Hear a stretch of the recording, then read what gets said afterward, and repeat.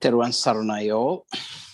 It's great to see a large number of participants from all over the world joining us via YouTube and Zoom. This is the third episode of Revealing the Real Buddhism, Season 1.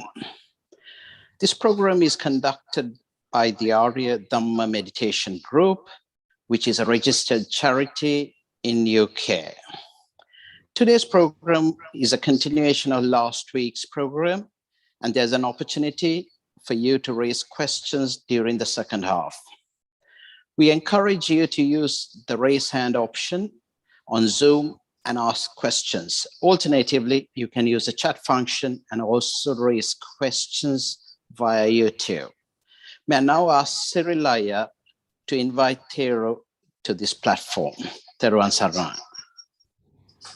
Dear Dhamma Prince, we welcome you all to the Dhamma discussion today.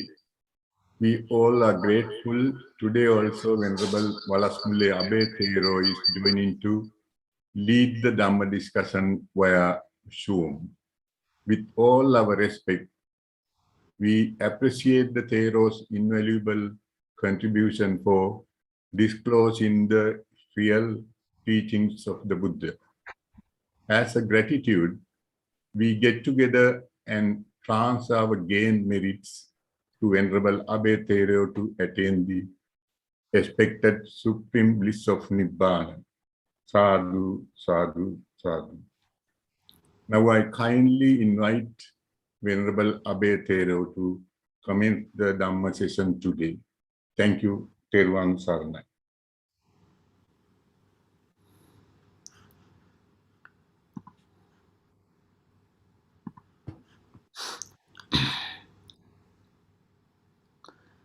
Thero Saranai for all our devotees. For the Nirapekshate Magga, on behalf of the Nirapekshate Magga, I would like to thank to the Abhaya Dhamma Meditation Group UK about this organizing of this session for the English speaking devotees for this Abhaya Magga. So today I am going to explain and there are two part of these sessions. Latter part we are going to explain the Tripitaka discourse reference to the whatever the Dhamma we have already explained. We have already explained a lot of two sessions. We did some two sessions. Today we are going further more detail about the what we explained last week, and other thing is whatever the things we explain, it is in Tripitaka discourse. We are going to show the Tripitaka discourse to prove that whatever the things we have taken from as Buddhism, it is in the all these Tripitaka books. Today we are going to show this all the proof. I think before that proofing, we are going to explain some principles of Buddhist main key principles. First of all, we are explaining some principle, and then later on we are going to show the proof from the Tripitaka.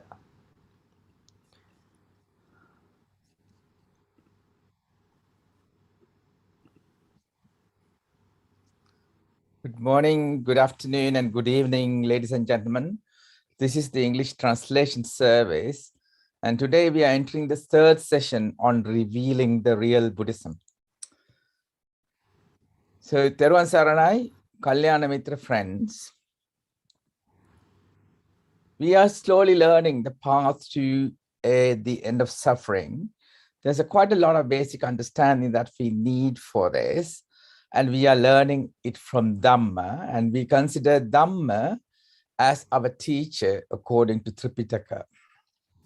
Now, Dhamma is about the law of the nature, known and the unknown. For example, if you take Newton's law on gravitational forces, the law was existent even before it was described, and things were happening according to the gravitational forces. Similarly, we also believe what is in Dhamma are the law of nature, although we may not still have evidence scientifically to prove or disprove it. Firstly, we learned in the last two sessions about our avidya, that's our ignorance. And we also learned that we need to first learn thoroughly the Four Noble Truths to get rid of avidya. We cannot enter the path to the end of suffering without getting rid of avidya. So avidya, once you got rid of avidya from the Four Noble Truths, then you will enter the stream enterer pathway, which has got several stages. We're not going to describe the stages as such yet, which will come at a later date. An ultimate hope is that we will enter the enlightened mind, which is the mind status that is found in the Arahat status. So let's begin this path to Nibbana. So in the Four Noble Truths, there are four main sections. Dukkha, that is the truth of suffering. Samudaya, that is the truth of the origin of suffering. 3, Nirodha, that is the truth of the end of suffering. And Magga, the truth of the path to the end of suffering. And we have learned and discussed some detail about dukkha, the truth of suffering, in the past two sessions. But we need to now focus on samudaya, nirodha, and magga. Now, to understand these three sessions, there's a need for more basic knowledge. We've already learned the 5 aggregates, that's Panchaskandha. And then we have moved on to understand Paticca Samuppada, that means the law of dependent origination. Now, in the 5 aggregates, we learned that the sensory inputs coming from the 5 senses, that's the eye, ear, nose, tongue, and body, and also what is stored in the mind, have 5 aggregates in each. So that means any sensory input coming, for example, from the eye, will have a form, that is the image, the impression of vibrant composure, known as rupa in Pali.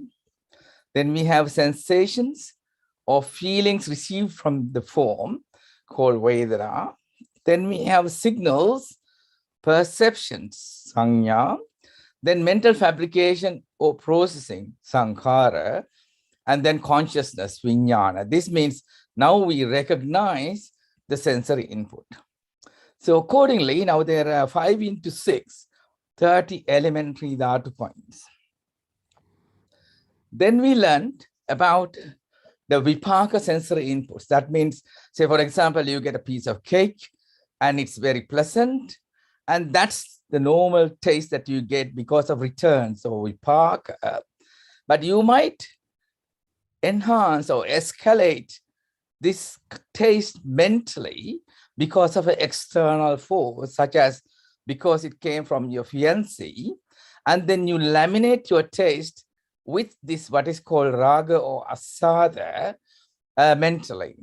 And this asada is actually the cause of dukkha. That's what we were trying to explain last time.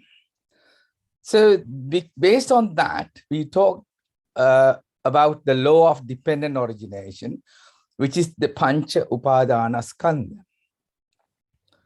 So dukkha, if we summarize again, the truth of suffering, in layman's term, for example, is not the emotion resulting from any of these, like pain or misery or loss. The dukkha, according to Buddhist Dhamma, is more complex in the sense the experiences, the Salayana experience that you get of the 6 institutions, you start laminating it with either raga, dvesha, or moha, which is called abhisankara. And that leads to dukkha or the truth of suffering, which we will refer as arya dukkha, so that we understand it better.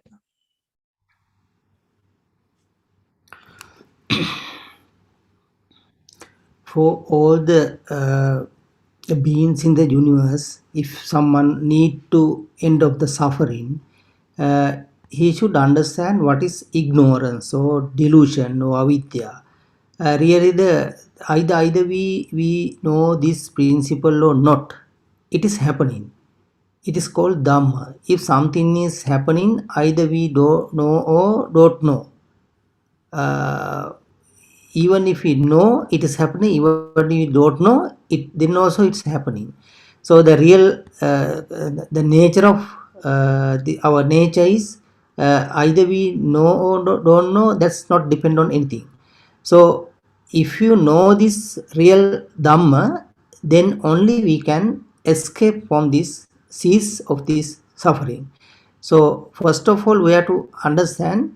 After understanding of this four noble truth, then we understood about avidya, then ignorance, illusion, delusion.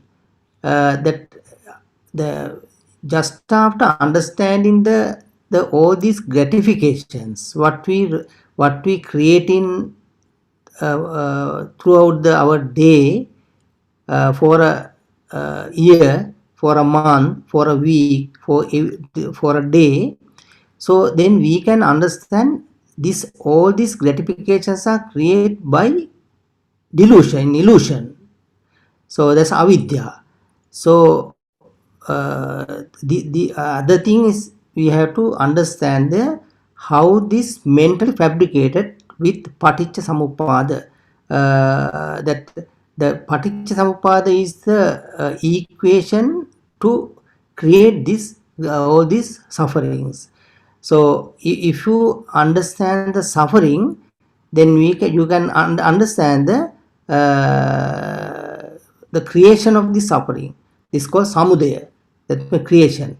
So if you know how these gratifications are created, this is the creation of dukkha. The word dukkha refers to not the misery, not the pain. In Buddhism, the dukkha word used to our pure mind. If our pure mind is purified by the polluted by the lustful, hateful, delusional thought, that called dukkha. So that in that sense we have to take the gratification as a dukkha. So the meaning, the word, if you just hearing the word suffering, we feel that there's some misery or painful or something. But Buddhism, it's something different. But day by day we are explaining. This is even from the Tripitaka as a and you have to understand day by day, little by little. There are a lot of some unknown words, unknown terms. So day by day you can understand what we are going to explain. So we learned now that abhisankara, based on raga, dvesha, or moha, creates all these mentally fabricated laminations. And these laminations are anicca, dukkha, anatta. That's in Pali. But anicca means is insatiable. Insatiable means however much you chase it, it does not saturate your sense. So that means you're chasing your sensory input every day, but you can never saturate that sensory organ. That is the one that causes arya dukkha. That is what we were just described. And this effect is valueless. And that is what is meant by anatta. This all the laminations part of this, all this gratification. The gratification is refers to the lustful thought. Even not only for lustful, even hateful things also there are. This type of laminations are there. That all the laminations, what you have to understand is those are mentally fabricated. It is not in the object. The object is something else, but the mental fabrication part is called as a laminated pain. That means gratification. So all these gratifications are anicca. The word anicca is nowadays refers as impermanent. This is wrong translation, but in the real translation is anicca mean insatiable. If something is insatiable, that's a cause of dukkha. If something is anicca, if it is a dukkha, this is valueless, anatta. These real, if you get the real meaning of these three words only, you can understand the Four Noble Truths. If you miss this real idea, anicca, this all the anicca is refers to the all the only for this lamination part of the pain. So there are three types of pain: pleasurable, unpleasurable, and neutral. For pleasurable one, if you lustfully attach, that mentally created something, mentally created. This is called lamination part of the pleasure. That means that is called gratification. The gratification and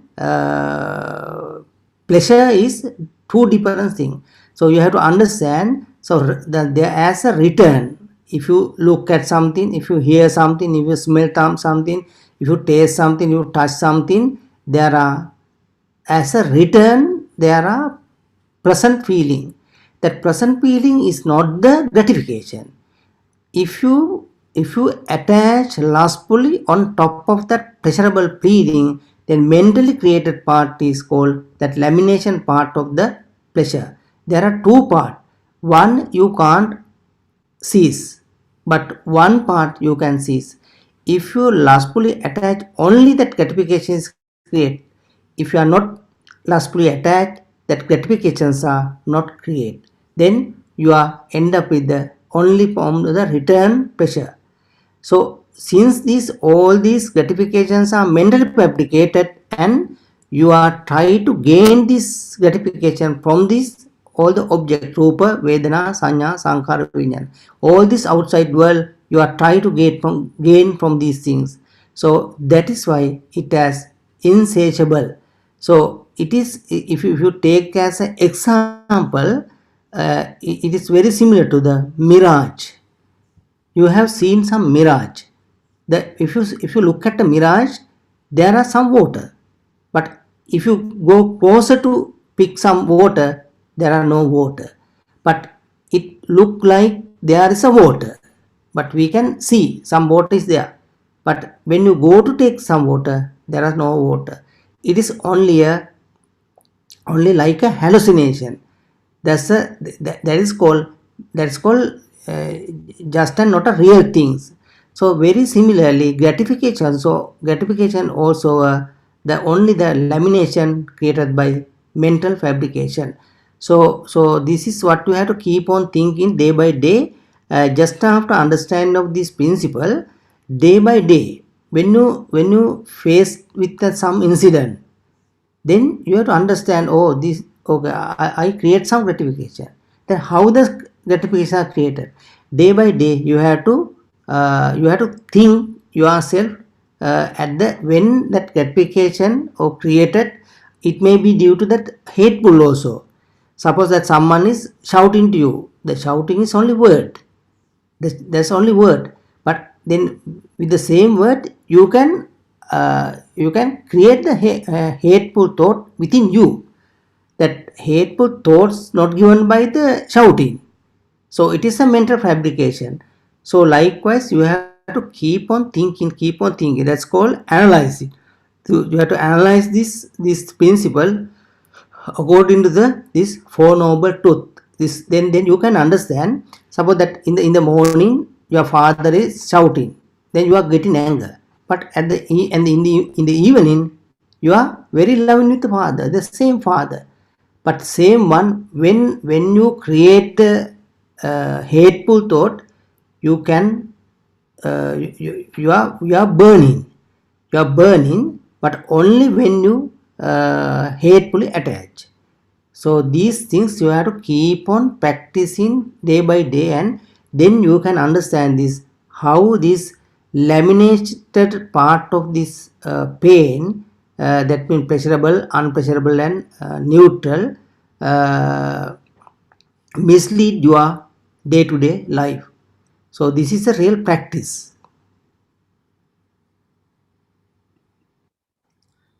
Right. So when we describe dukkha, there are three categories of suffering. The first one is viparinama dukkha. This is a vipaka resulting from moral actions. That's kusala kamma of the past of pleasurable experiences with added lustful laminations. Then we have dukkha dukkha. This is vipaka resulting from immoral actions of the past. That's akusala kamma of unpleasurable experiences with added hateful laminations. Then the last and the third one is sankhara dukkha. This is vipaka resulting from non-moral, non-immoral actions of the past of neutral experiences with added delusional laminations. In day-to-day experience, you may experience these three types of pain. Some are very pleasurable, some are unpleasurable, some are neutral. So this all the pleasurable feelings come to us due to the past as a return from the past. So if you have done some moral action earlier, that means good karma, as a result of this moral and good karma, you may feel pleasant moment, pleasant experience. If that pleasant experience come to you, then what all the people are doing, you are lustfully, lovely, attached with this pleasurable moment. Then you are created the laminated one, laminated pleasure. That first thing is pleasure from the return, and you create another pleasurable thing with lustful attachment. There are two pleasurable feelings. One is return. Return means as a result of past karma, and then you added something, you amplify something, you amplify lamination, you create some mentally fabricated thing with lustfully attached by, and that also some pleasurable feeling. The pleasurable feeling, there are two types. One is return, other is mentally fabricated with lustful attachment. From these two things, what we can seize, only we can seize by the portion created by the lustful lamination only.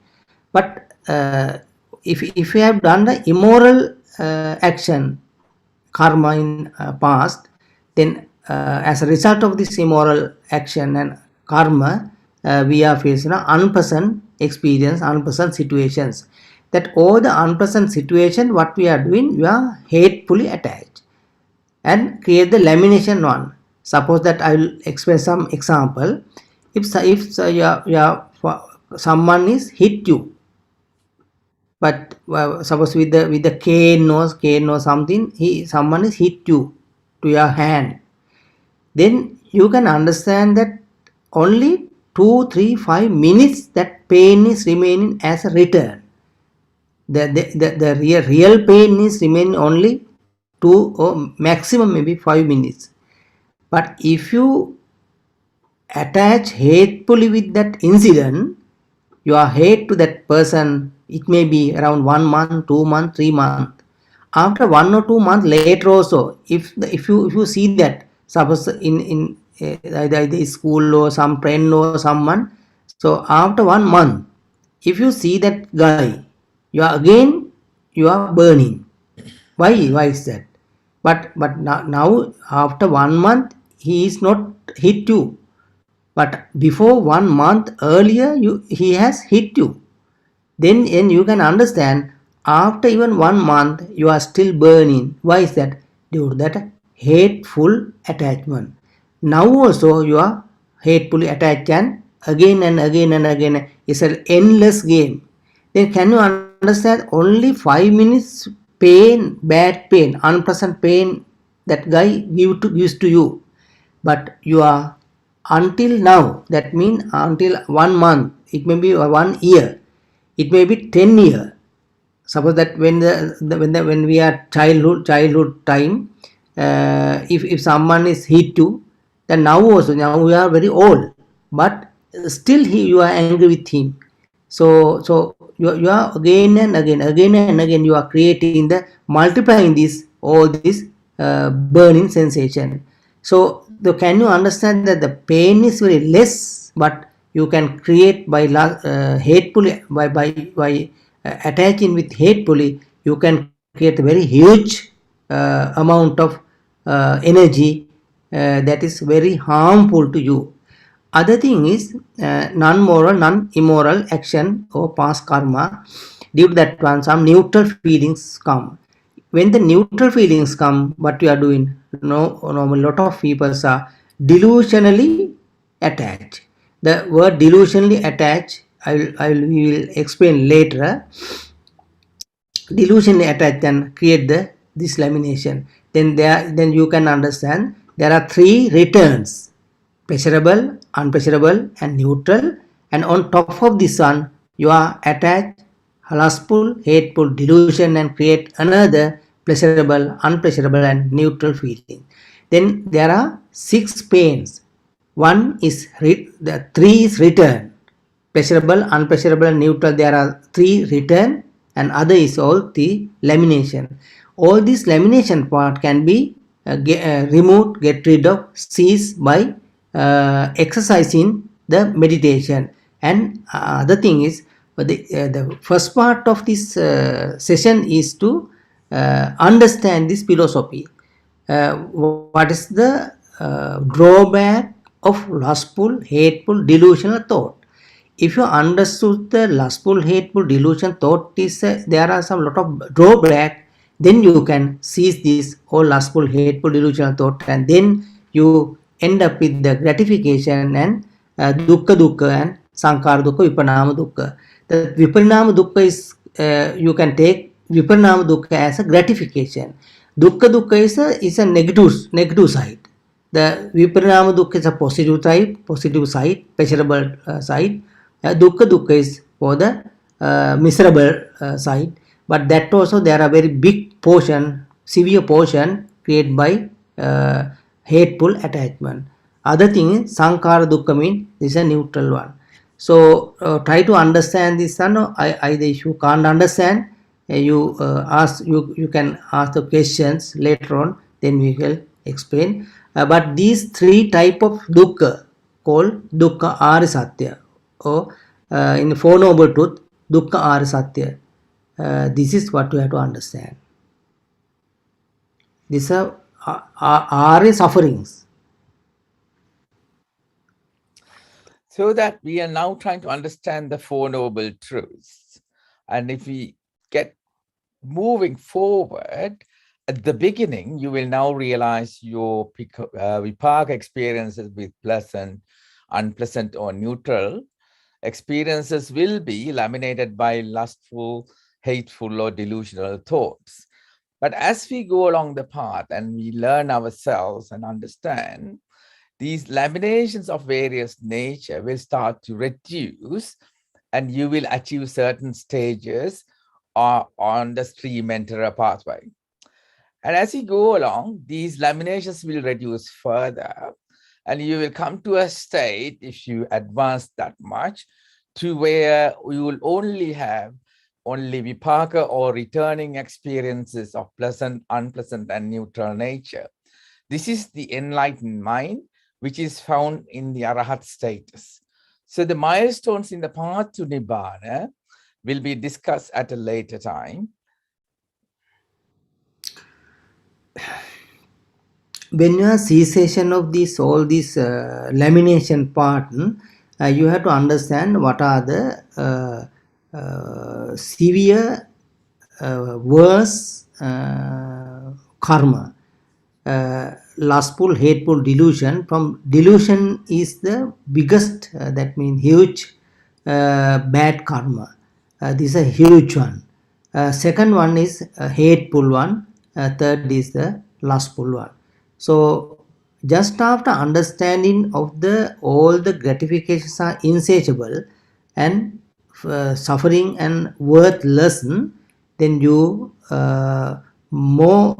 biggest part of the illusion you can cease by then you understood the Four Noble Truth. Just after understand the Four Noble Truth, lot of delusional thought, but up to now you thought that all this, whatever the visual form, whatever you can hear, sound, visual form, sound, smell, taste, and whatever the smell and taste and touch, whatever the things in the world have some gratification. So that is why you are running behind. You are try to chase and we are run behind those things to achieve the gratification from those objects. But that's why you are collecting lot of things. You are thinking that okay, this material world have the gratification. So just after understanding this, all these gratifications are mentally fabricated. You know that all this physical world is no any gratification. So the just understanding of this one will cease lot of your attachment. So then you are end up with lustful and hateful thought. Then from the lustful and hateful, the huge amount of bad karma is created by the hateful thought. Then the second stage, as a mindfulness, then you have to little by little, day by day, you have to get rid of these hateful thought. This is the biggest part. This is in the karmic energy. If someone is hateful, this is a very biggest part, huge part. So what you have to do, you have to day by day, you have to understand this principle and try to avoid this hateful thought. Then you end up with the lustful thought. Then only you can do the meditation, real dhyana meditation and Arya dhyana meditation, the super mundane dhyana meditation, and then you can cease all these lustful, hateful, delusional thought. So when you keep on practicing these things, this is called meditation. There are two parts in this meditation. One is day-to-day life. In the day-to-day life also, you are faced to some hateful situation. So just after understanding this insatiability of this all the gratification, you face some situation, those are very hateful. It may be create some hate to you, but at that time you have to mindful and you have to get rid of these all hateful thoughts. Get rid the cease in the hateful thought. Then at the end, then you can do meditation, and in the fine part of this hateful and lustful and those things you can get it later on. So this path is called to become a arhat state, or fully understand enlightened person as arhat. So this is the why we are starting little by little. We are explaining this whole the concept in the each and every session. Right. So now we kind of understand Paticca Samuppada. That's the law of dependent origination. This can happen through any of the six senses called Salayatana or the institutions. And I have described here in short, but you can see the English words in the middle. So each one leads to the other.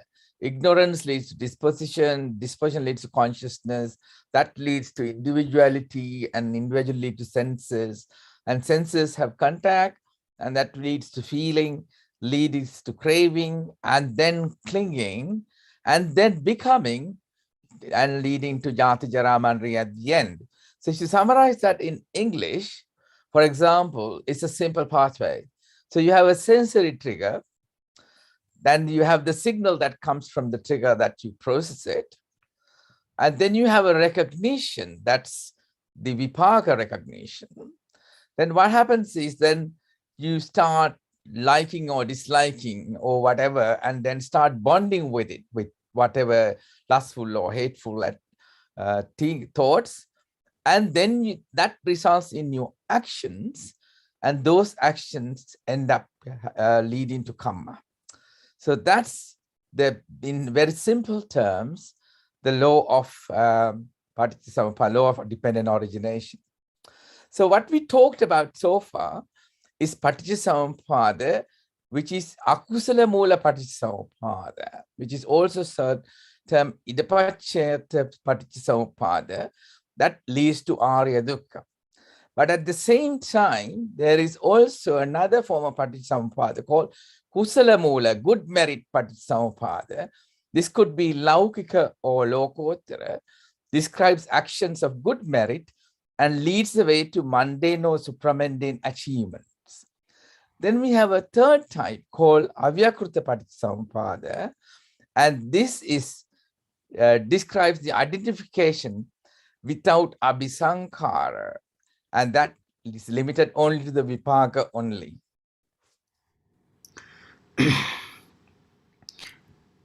When your six senses are come to action, that means suppose that if you see something, if you hear something, if you smell something, if you taste something, if you feel something, at the beginning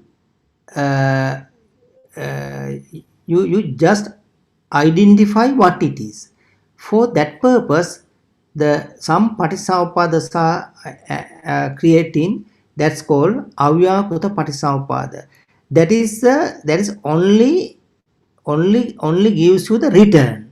That means the object, if the object have something, you as it is you can identify. No any fabrication, no any lamination, no abhisankara, as it is. If someone want to see something in as it is, as a real, in the real world is called Avyakuta Paticcasamuppada. But later on, if the ignorance arise, then Akusala Mula Paticcasamuppada, Idapaccheta Paticcasamuppada, Avidya Pacca Sankara Paticcasamuppada start. That the Avidya Pacca Sankara Paticcasamuppada not create in your six senses, but your six senses start the Avyakuta Paticcasamuppada. And later on, Akusala Mula Paticcasamuppada, Kusala Mula Paticcasamuppada, all the other Paticcasamuppadas are created only in mind. That Akusala Mula Paticcasamuppada only create in the mind, only action in the mind, only acting in the mind. So Avyakuta Paticcasamuppada, that is creating the visual form, that's only written, no any lamination, no any abhisankara, no any gratification, just an as it is you can get this all the information, the Avyakuta Paticcasamuppada. When you look at some flower, at the beginning, the first part of this identification is only Avyakuta Paticcasamuppada, not Avidya Pacca Sankara. But after Avyakuta Paticcasamuppada, that means return Paticcasamuppada, there are three pains, that means pleasurable, unpleasurable or neutral. Then if the pleasurable one comes, then you are lustfully attached. If the unpleasurable one comes, you are attached hatefully. If the neutral one comes, you are delusionally attached. Then only you are Akusala Paticcasamuppada, Idapaccheta Paticcasamuppada, Avidya Pacca Sankara Paticcasamuppada create. That Avidya Pacca Sankara Paticcasamuppada create within the mind, not in the eye, ear, nose, tongue or body, only mentally, only within your mind, that Akusala Mula Paticcasamuppada, Kusala Mula Paticcasamuppada acting. That's what you have to understand. The first thing is Avyakuta Patisamuppada. This is in Avyakuta Patisamuppada, there are no any ignorance, avidya, no attachment, no clinging. So these three words there are no in Avyakuta Patisamuppada. So, with the understanding of the Four Noble Truths, now we will slowly start to move upwards in this ladder to clear up your mind away from Akusala Mula Patisampada. So, we now actually understanding the Four Noble Truths is the foundation to start this pathway. So, but to understand this pathway, we actually need a bit more basic knowledge on Samudaya, Nirodha, Magga, that is the origin of suffering and the end of suffering and the path to the end of suffering.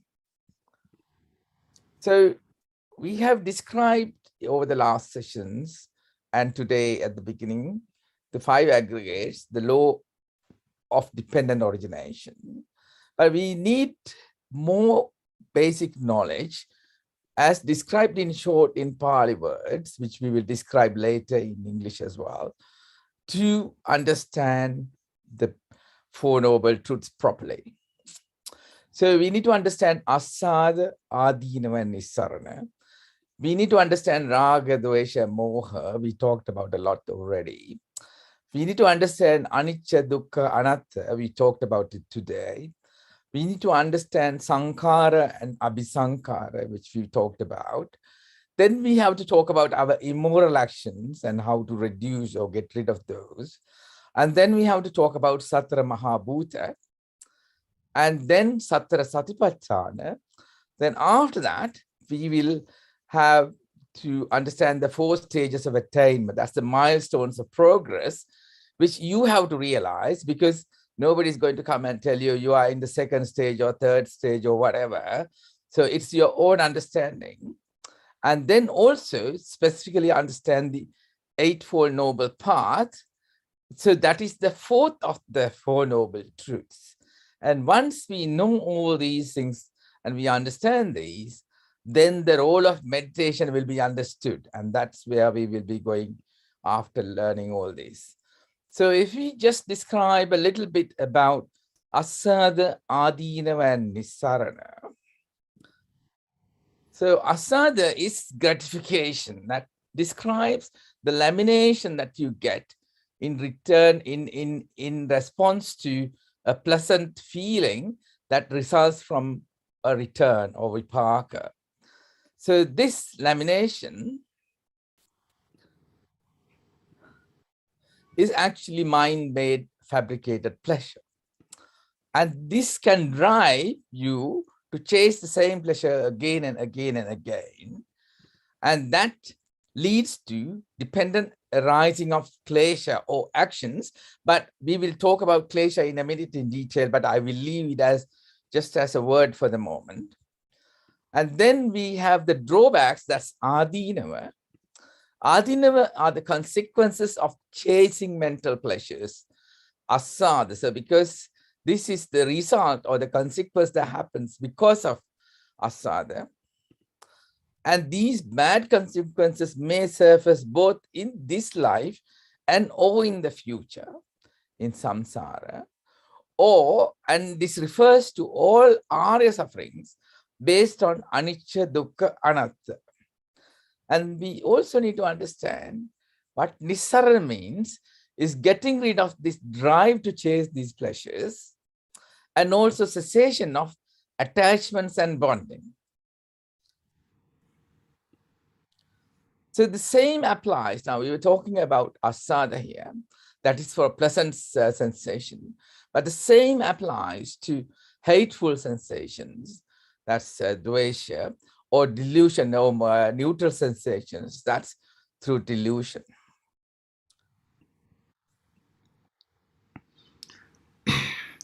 If you try to understand this Four Noble Truth in other way, this is called gratification, drawback, and escape from this gratification. Today in my Tripitaka reference also, I will try to prove this. The Four Noble Truth is only the gratification, drawback and escape from the gratification. There are a lot of Tripitaka references. This part can be proved by the Tripitaka. The gratification, the drawback, we have to get as a anicca dukkha, the insatiable suffering and worthlessness, and then you can understand that the gratification is created by this lustful attachment. So if you since these gratifications are created by lustful attachment, the cessation of this lustful attachment lead to escape from the gratification. The escape mean nisarana mean cessation of the gratification. You can stop this creation of the gratification by the by not attaching lustfully. So that's the Four Noble Truth and gratification, drawback and escape is the same thing but two different angle. So we'll explain in later in the Tripitaka also, that's there. So then we move on to just talk a little bit about raga, dvesha, and moha. And this is how we get bonded to life's experiences. That means the sensory inputs. So by craving or greed for pleasurable experiences, that is called raga. Or you might have aversion or hatred for unpleasant experiences, that is dvesha. Or you might have still delusional or experience for neutral experiences, and that is called moha.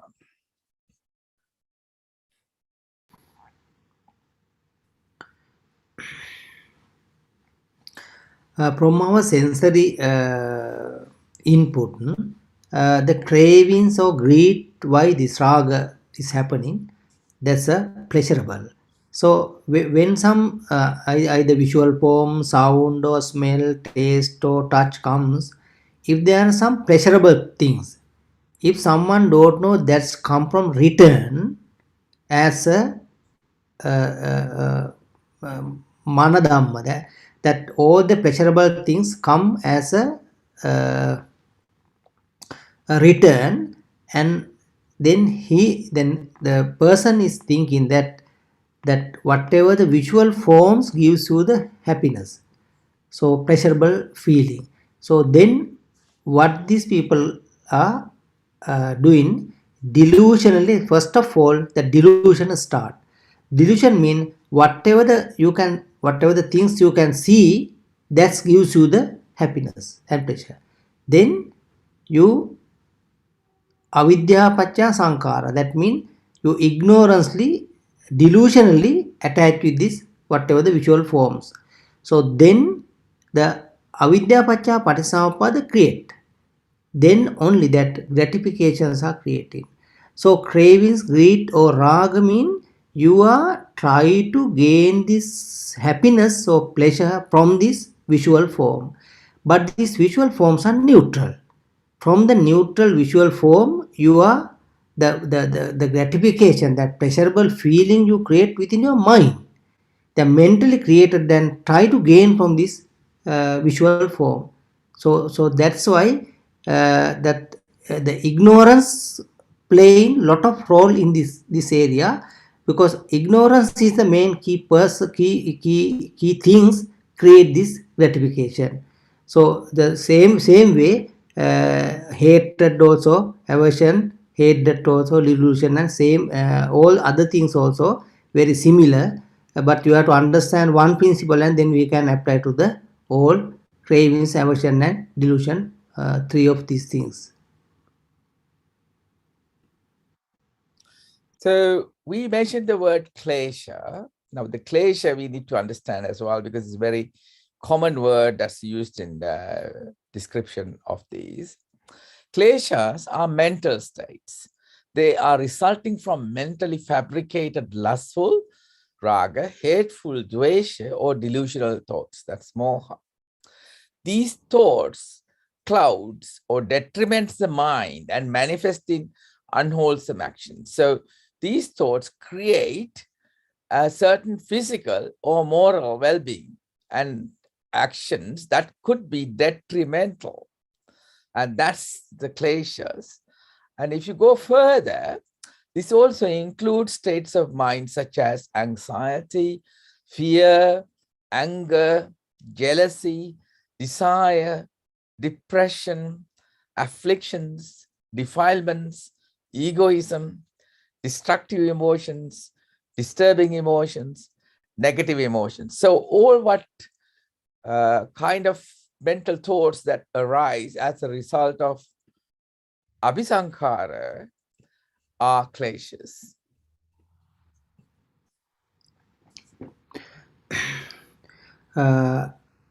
From this all the klesha, that means amplified amplified pressure, or laminated one. This is the main. This is played main role to lot of psychological issues. If you are anger, especially in anger, is very severe level. Your anxiety, fear, anger, jealousy, desire, depression. That lot of psychological issues also comes to you, because the if you take any psychological issues, that lustful is very less amount of effect is there, but in hateful and delusion make you very ill mind. So this is cloud your mind. You can't understand what you have to do. You may do lot of unwholesome action, and it is not matched to the society, and even problem for your society, and even not good for your karmic chakra also, in the sansara chakra also. In the as a result of this unwholesome action, you may even go to the downside of this world, because this type of very severe hateful thought create lot of problem. This is, you have to just have to understand it of this Four Noble Truth. You have to mainly concern of this hateful thought, main hateful abhisankara. So please note now that dukkha in Aridhamma is not a pain created physically or mentally as returns. It's not misery or ill health that occur in our normal life. It is also not death of loved one or loss of a belonging. Dukkha is what you eventually end up because of all your mentally fabricated, amplified laminations based on asa, that's gratification, hatred, dvesha, or delusion, more.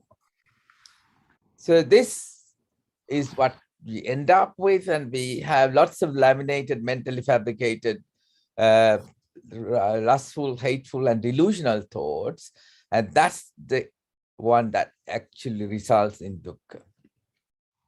So dukkha is the truth of suffering. That's the dukkha we are referring to in the Four Noble Truths. So anicca, dukkha, anatta, we have now talked about, and a little bit more description on that. So we have already got pleasant, unpleasant, and upeksha returns, and we laminate it with raga, dvesha, and moha. And these are the forces, these forces that drives or pollutes your mind. So anicca, dukkha, anatta means, anicca means these forces are insatiable. It does not fulfill the wish. Then dukkha is its arya dukkha that we describes, and results from detrimental pollution of radiant, pure, prabhasara mind from raga, dvesha, moha, and then valueless and not worthy of anatta. That's the meaning of anatta, and that we've also discussed quite a lot today. So this anicca, dukkha, anatta, we have to consider in two ways.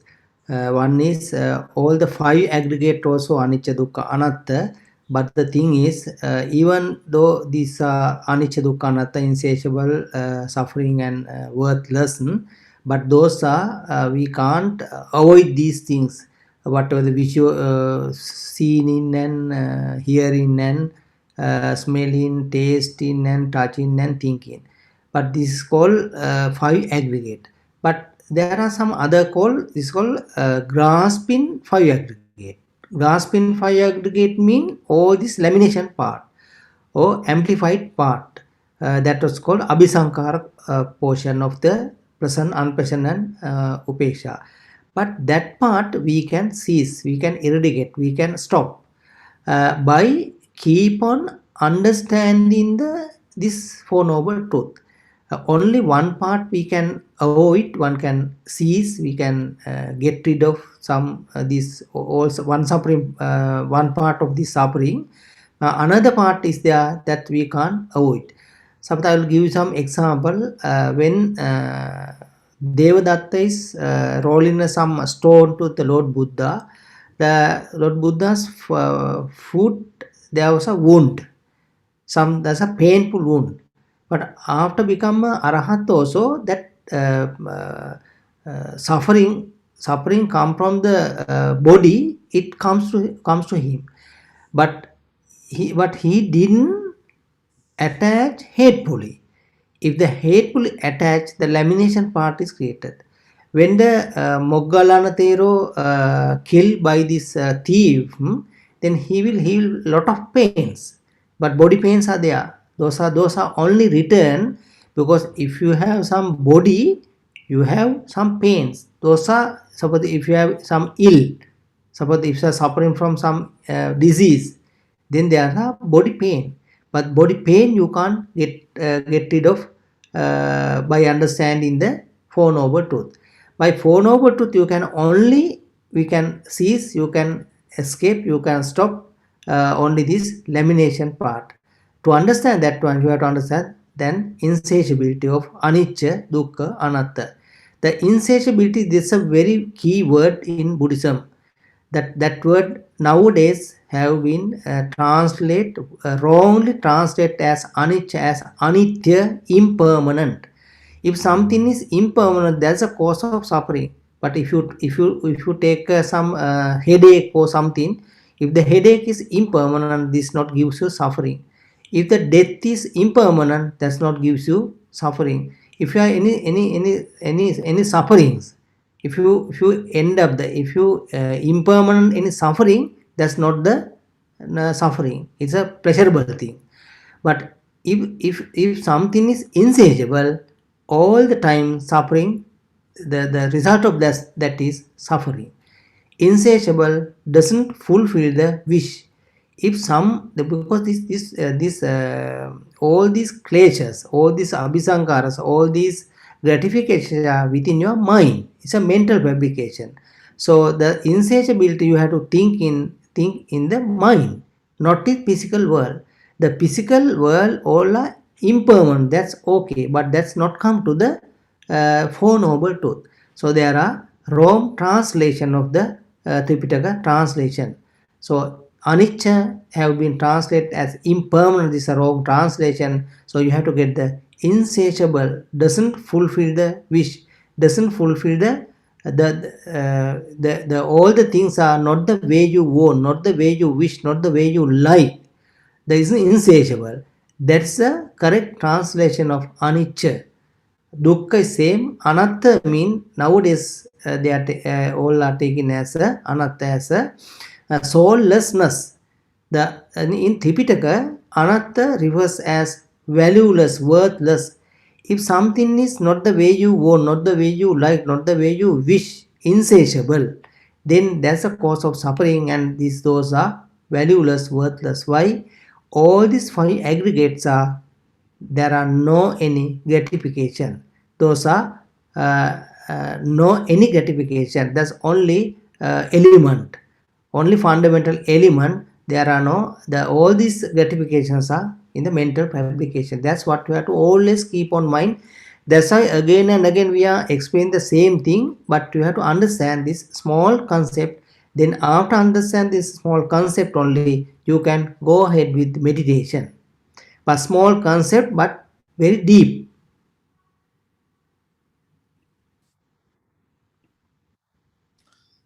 So up to now, we've understood, we've explained the 5 aggregates.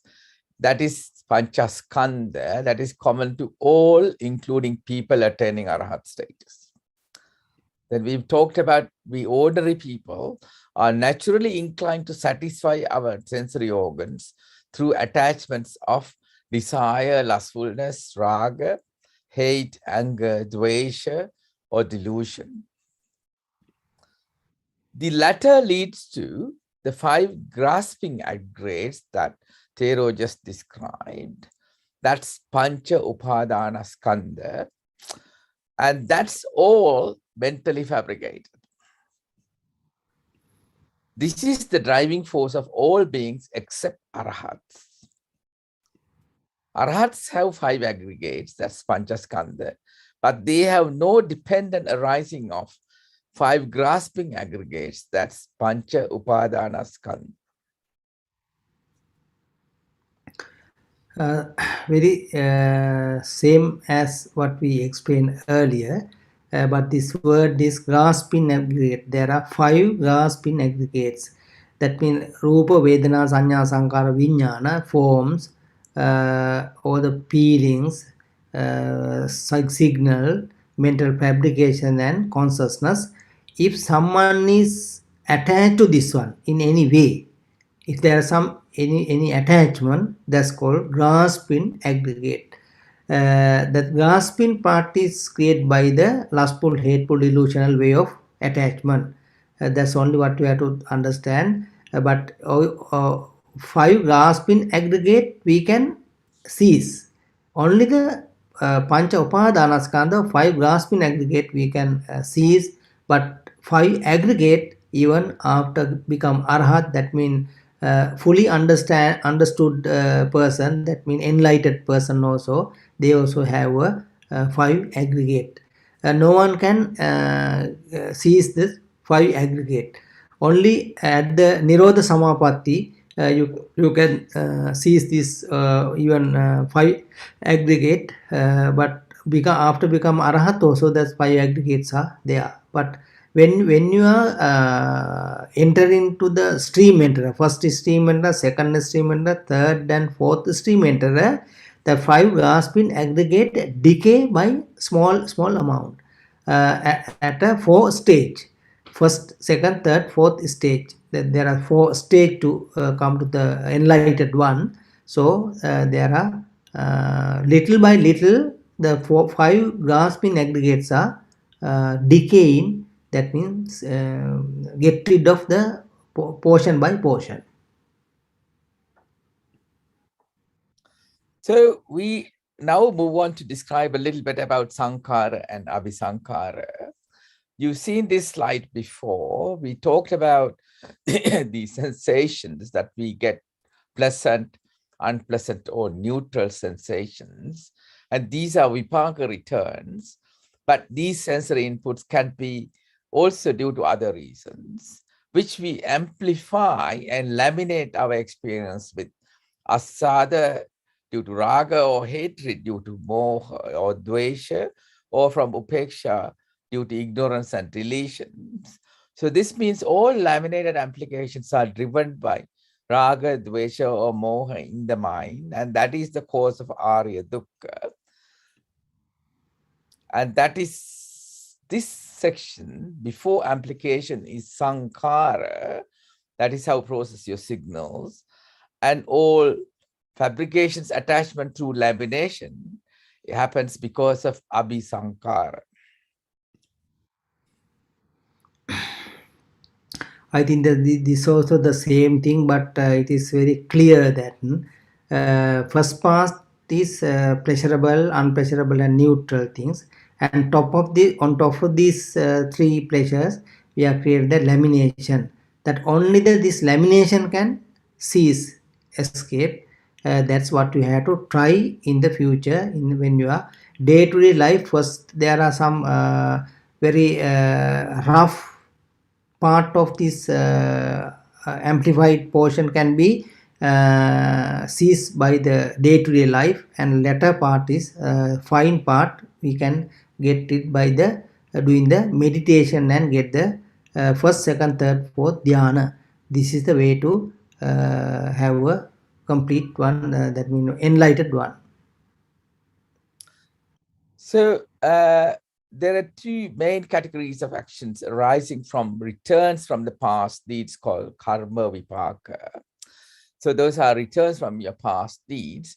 This can result in bodily actions called kaya, can result in verbal expressions called vasi, and also mental fabrications called mano sankara. Then there's abhisankara, amplified mentally fabricated pleasures due to lustful, hateful, and delusional thoughts. And these can result in bodily, worldly actions, kaya, verbal, worldly actions, vasi, and mental actions, so because of abhisankara. So sankara, mental formations or fabrications, are really thoughts. The thoughts leads to what one speaks or acts are actually based on the thoughts. So our thoughts, speech, and bodily actions are based on mental formations or fabrications that arise in our mind. So without our thoughts, the speech and bodily actions may not result. Then, in other words, the resulting verbal expression, that's vasi sankara, and bodily actions, kaya sankara, first arise in your mind. So sankara, this is the mental fabrication creating the thoughts. This can lead to moral and immoral actions. And if you have paticca that's arising from avidya paccaya sankara, that means ignorance, then you can have avidya paccaya punnavipani sankara, because leading to good or kusala actions, or you can have avidya paccaya apunnavi sankara, leading to bad or akusala actions. So we discussed this before a little bit, but I think further explanation will be good here. All these sankara is called mental fabrication. The word sankara means mentally fabrication. So it may be due to some body or verb, words, or speak or mind, word or mind.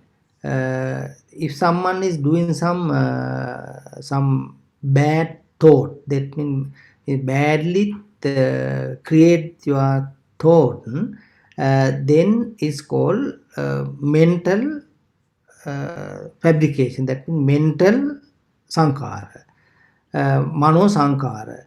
If someone is create the thought by speech, it's called the speech is action, but the whatever the things you are thinking for the speech is called vachi sankara. So kaya sankara is the whatever things you are doing, but to do something you have to first of all think. That thoughts are taken as a sankara or mental fabrication. So then only you can do the action. So there in this, all these mental fabrication can be divided into three category: punyabhi sankara, apunyabhi sankara, anijabhi sankara. The punyabhi means that's a good one. Apunyabhi means bad one. If you think in a bad way, you are creating the bad sankara. This all the mental fabrication. That's what you have to understand. Everything is within your mind. So we are now focusing on the different kinds of thoughts that leads to actions. So some of your thoughts can lead to bodily actions, and that's kaya sankara. These are conscious thoughts that make our bodies move.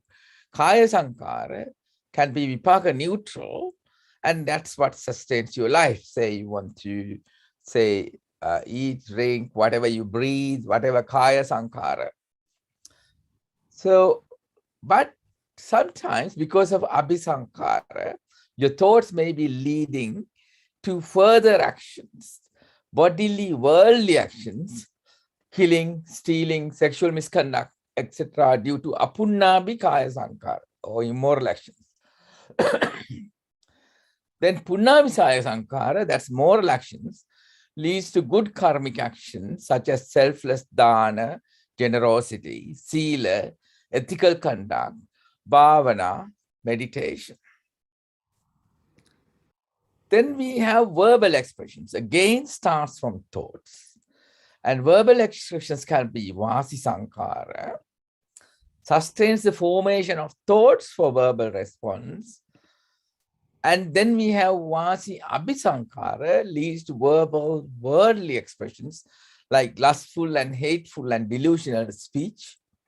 Or this is how we apply logic and contemplate things within the mind, both moral and immoral. So these are thoughts that leads to bad kind of expressions, but could be moral and immoral. But then we have mental fabrication, mano sankara thoughts. These are thoughts that arise involuntarily or voluntarily without lust, hate, or delusion. These can be returns of moral or immoral or neutral past deeds. But then we have mano abhisankara. They arise due to gati. That means your character or habit or your tendency that dictates what you may do based on that, the mental disposition. And these can indicate our level of moha or avidya. Say, for example, if you are very ignorant, your gati may have a tendency for you to lead to a lustful or a hateful action very quickly. Whereas if you're not so ignorant, your mental manos abhisankara may not lead to this. So this is Satara Satipatthana corrects our gati. That means our character towards more moral actions. And that's what we have to discuss later.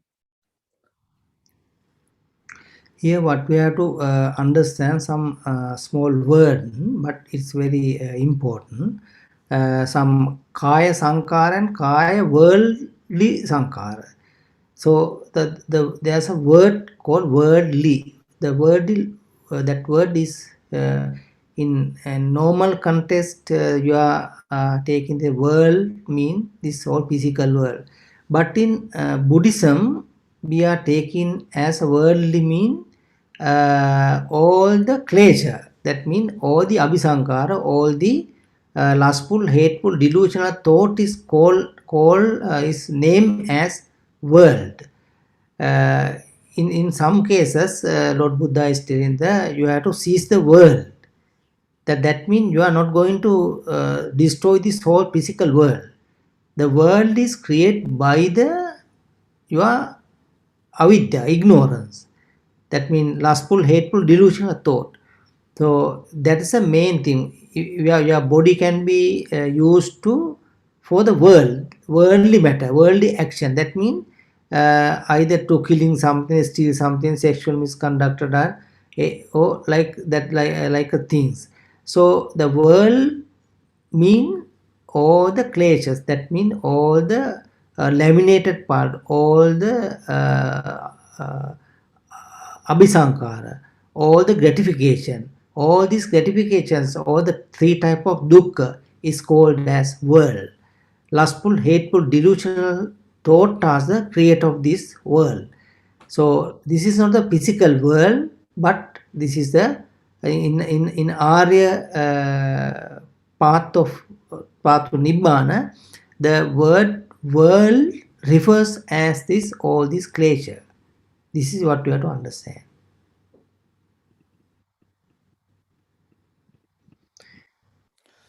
So abhisankara, excessive bonding, now we summarized in three forms. Punya abhisankara, thoughts responsible for moral speech and actions, and it facilitates good karmic consequences that may lead to heaven. Then apunna abhisankara are thoughts leading to immoral acts linked to severe karmic consequences that may facilitate entering the hell. And then aninjabi sankhara, which we talked a little bit earlier, are thoughts that promote vipaka in the arupa loka, for example, brahma loka, which belongs to heaven. So we will discuss a little bit about that in a minute. So whatever the things we are creating within your mind can be divided into three parts. That punya visankara means a good action. That means moral action. That means those are maybe giving dana and discipline and lot of things that those are creating the good karma. That good karma is as a result of this good karma you can go to even heaven. Other thing is apunya visankara. This is a bad side of laminated mental fabrication.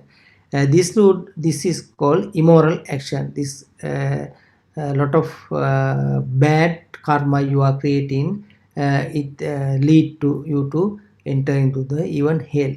Apunya aninjavi sankara means this. That's also a mental fabrication. That's you are doing arupa meditation. Arupa meditation. If you do the arupa meditation, then you can go to the arupa loka. That's called aninjapi sankara. It's a three type of mental fabrication. According to the main the pattern of this thought, they have categorized into three parts. Just because we've just mentioned about loka means realms, and we understand three basic realms: a human, then the hell, and the heaven. But in Buddhism, this has got a little bit more expansion, and I just describe it in just one slide so people will understand the words. According to Buddhism, there are 31 realms of living. So they all belong to either hell or human or heaven. Say, for example, hell has got 4 realms. That's got evil's hell, ghosts, animals, and demons. They are inferior worlds which has no happiness. Then the 5th one is the human. And then we have the heaven. Heaven has got Deva and Brahma lokas, and out of which we got 4 lokas that has got Arupa loka. That's what we were describing earlier. This is why I put this slide over here. In really this, except of this human and animal, these other worlds are, it is very difficult to prove these things. But if you go to the dhyana and there are some scientific method to prove these all words are existing. How you have to do as a like a science. After explaining of the theory, teacher gives us the practical. After doing this practical only, we can understand that whatever the theory we learn by the learn is correct. Whatever the teach by the teacher is correct by just doing this practical. So likewise in Buddhism also there are some practical parts. It's called dhyana. First, second, fourth dhyana. After got the fourth dhyana, you can look at your past life. At the fourth dhyana, you can see your past life. Then you can understand, oh, okay, then you had some past life earlier. So then only you can just get an idea that there are some ghosts, some hell is there, demons are there, some Deva, Brahma, all are there. So that kind of things. Even if you understand or believe or not, it doesn't matter. But this is just to get a rough idea. Even if you can't understand this type of things, you ignore that part. But your four noble truth you can understand. It's a principle, but you can experience day-to-day life. Right. So now we are moving to talk a little bit about our immoral actions. Now, there are 10 immoral actions which are olarika or major in Dasa Akusala. We call it Dasa Akusala as well. And there are these, out of these 10, 3 are Kaya Sankarats. These are immoral acts done by the body. That is called, in Pali, it's called Panadipata, that's killing. Adinna Dana means theft or taking what is not given to you. And Kamesu Michachara means sexual misconduct. Then we have 3 Vasi Sankara act, immoral acts done with speech. They have Musavada, that's lying. Then there's Pisuna Vasha, that's slandering, meaning just falsified accusations. Then we have Parasa Vasha, that's harsh speech. Then we have Samrapalapa, that's frivolous talk, that means useless kind of talk. Then we have 3 Manosankara acts called immoral acts done with the mind. That's called avijja, covetousness or greed for others' belongings. Then we have Vyapada, that's ill will and hatred. And then we have Michaditti.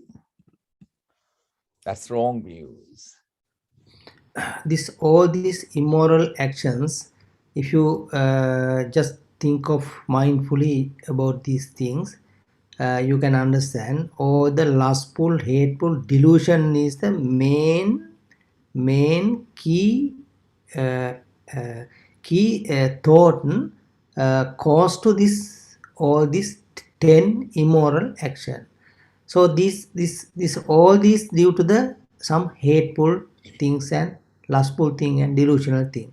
But in this all these 10 immoral action, if someone asks what's the biggest one, this is very important.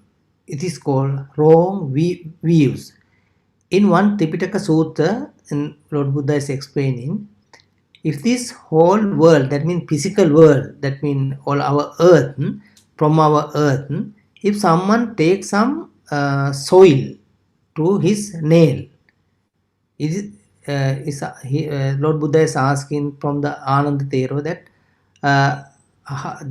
the amount in your nail and the other soil in the earth, what is the biggest one? So then Ananda Thero is, if you consider the amount of soil in the nail is very small, but then you have to understand the wrong view create the all these klesha very similar to the Mother Earth. That after get rid of the wrong view, the person have the amount of immoral and moral and all these kleshas, the amount is similar to the soil in the nail. That means the wrong view is the biggest, huge klesha. That means cravings what we have. This is only vision. But just after understanding this Four Noble Truths, you can seize this wrong view. The word wrong view is called Miccha Ditti. That the meaning of this Miccha Ditti is that if someone is have a vision to attack this 5 aggregate, or vision to attach with to the whole world. If you know this, or if you attach to the world, you create, do you know that you create the gratification. But these whole gratifications are insatiable, so you know that there are no any value, no any meaning, is also insatiable. Just after understanding the insatiability of this all the gratification, you can understand this, whatever the creation due to the lustful thought is useless. Then you can understand the word Miccha Ditti mean you have some vision to, okay, if you attach with something, this is a good thing. But now you know that the attachment is not useless. The attachment is a useless thing, not useful thing. So then only that wrong view can be cease. That's very important part of this 10 immoral action, because the miccha dittya or wrong view is equal to, if you can get rid of the wrong view, you can eliminate the amount of klesha you can eliminate, very similar to the earth, the amount of the soil of this earth.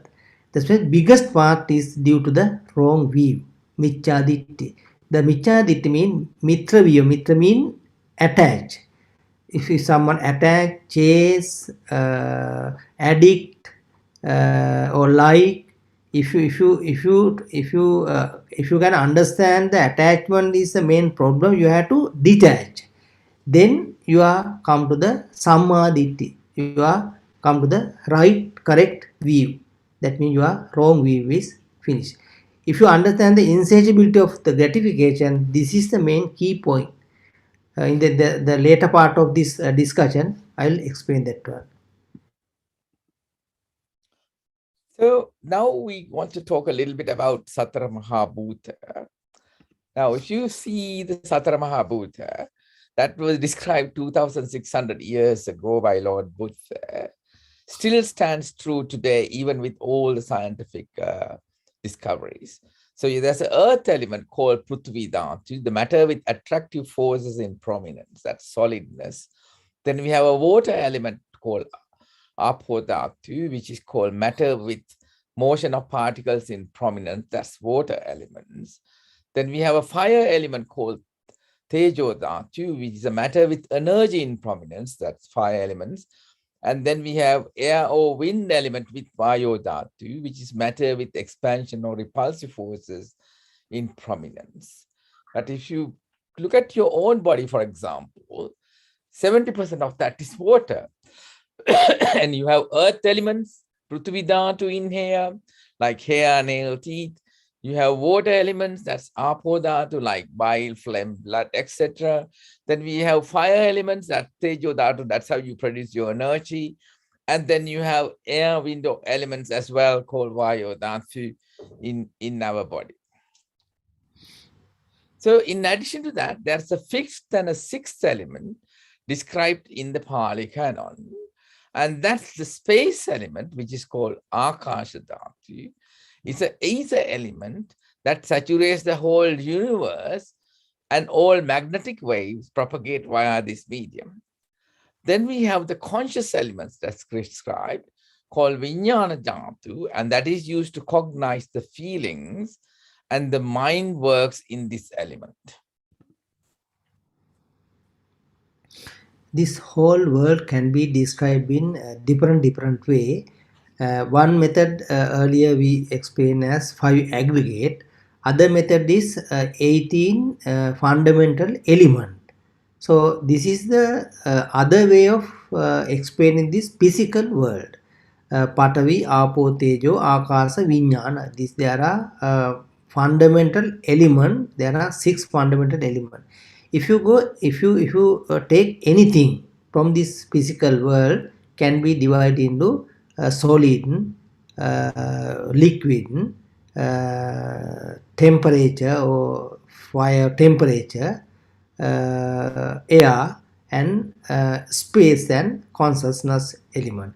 Because these 6 items, there are 4 items anyone can understand, but space element and consciousness element is some argumental, because if you can practice dhyana only, you can experience this space element and conscious element.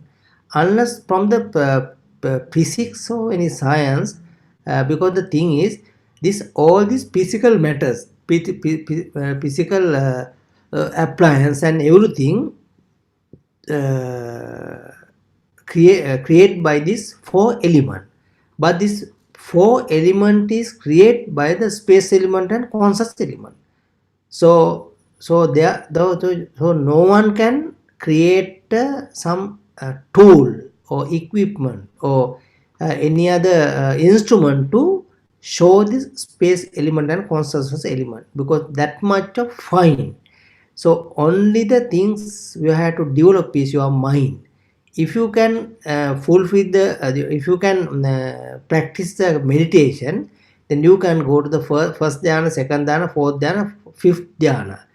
After fifth dhyana, then you can go to the space element, that is called akasananchayatana. That if you go to the akasananchayatana, then you are in space element. That is that's not a really a matter, but that's a base of this all this matter, all base of this all four matters. So after that you can understand that okay, there are some space element and you are looking at that with conscious element. Then there are two things. Then you can seize the space element and come to the conscious element. That's called Vijnana Chayatana. This is called that's the sixth samadhi. Then only you can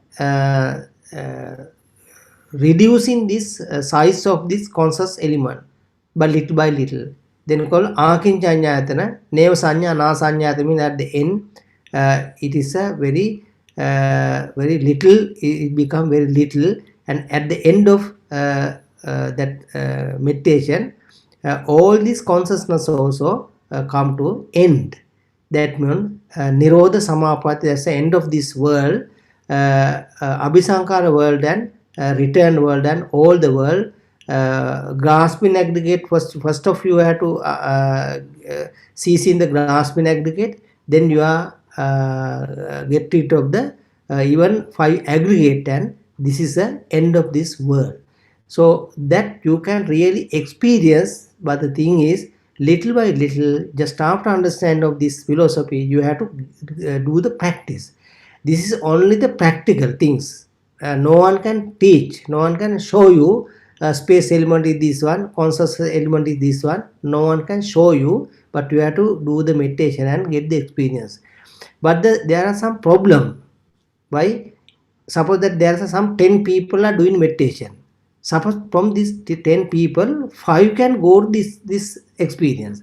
Suppose that other 5 is there, they can't go to that experience.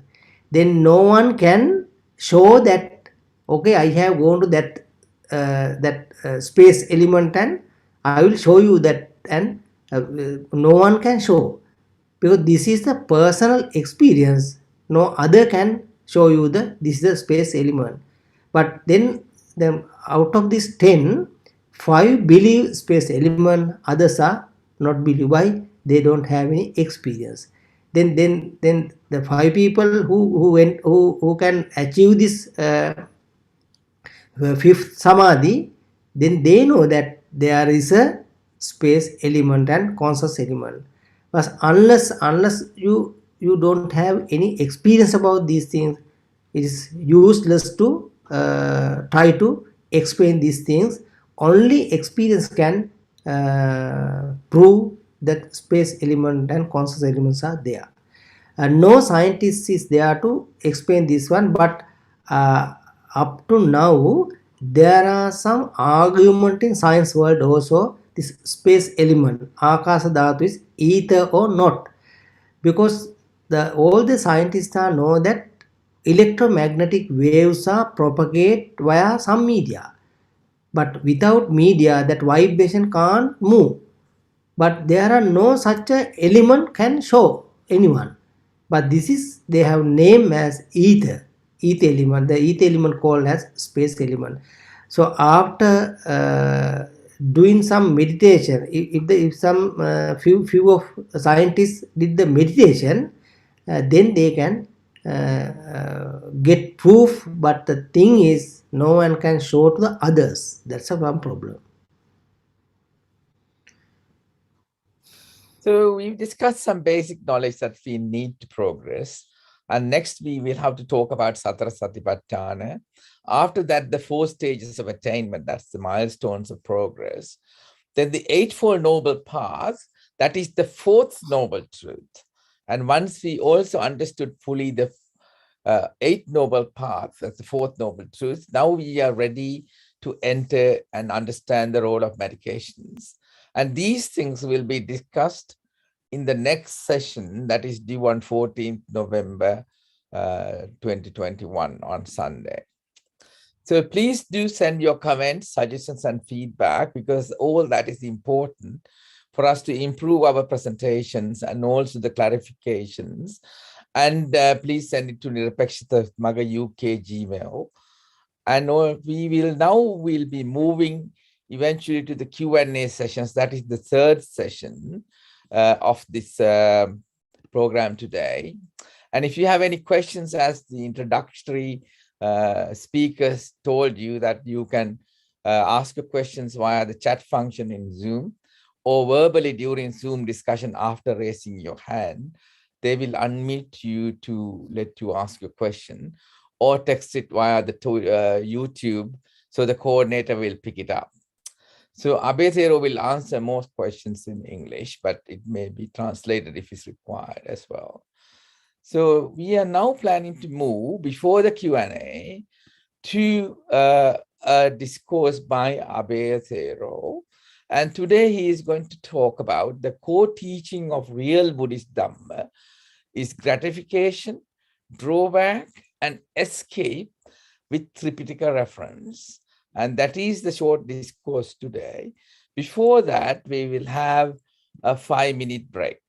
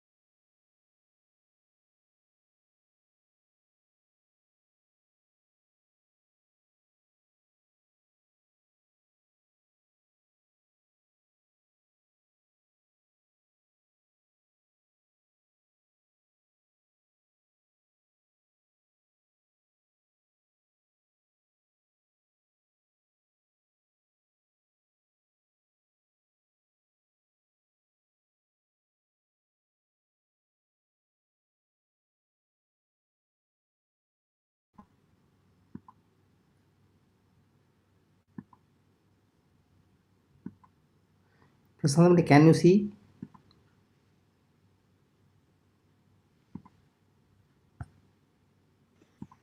We can see the the slide number we can see is the 61. Can you see? Okay. Yeah, if you go to the bottom and then make it a slideshow here, that will come up.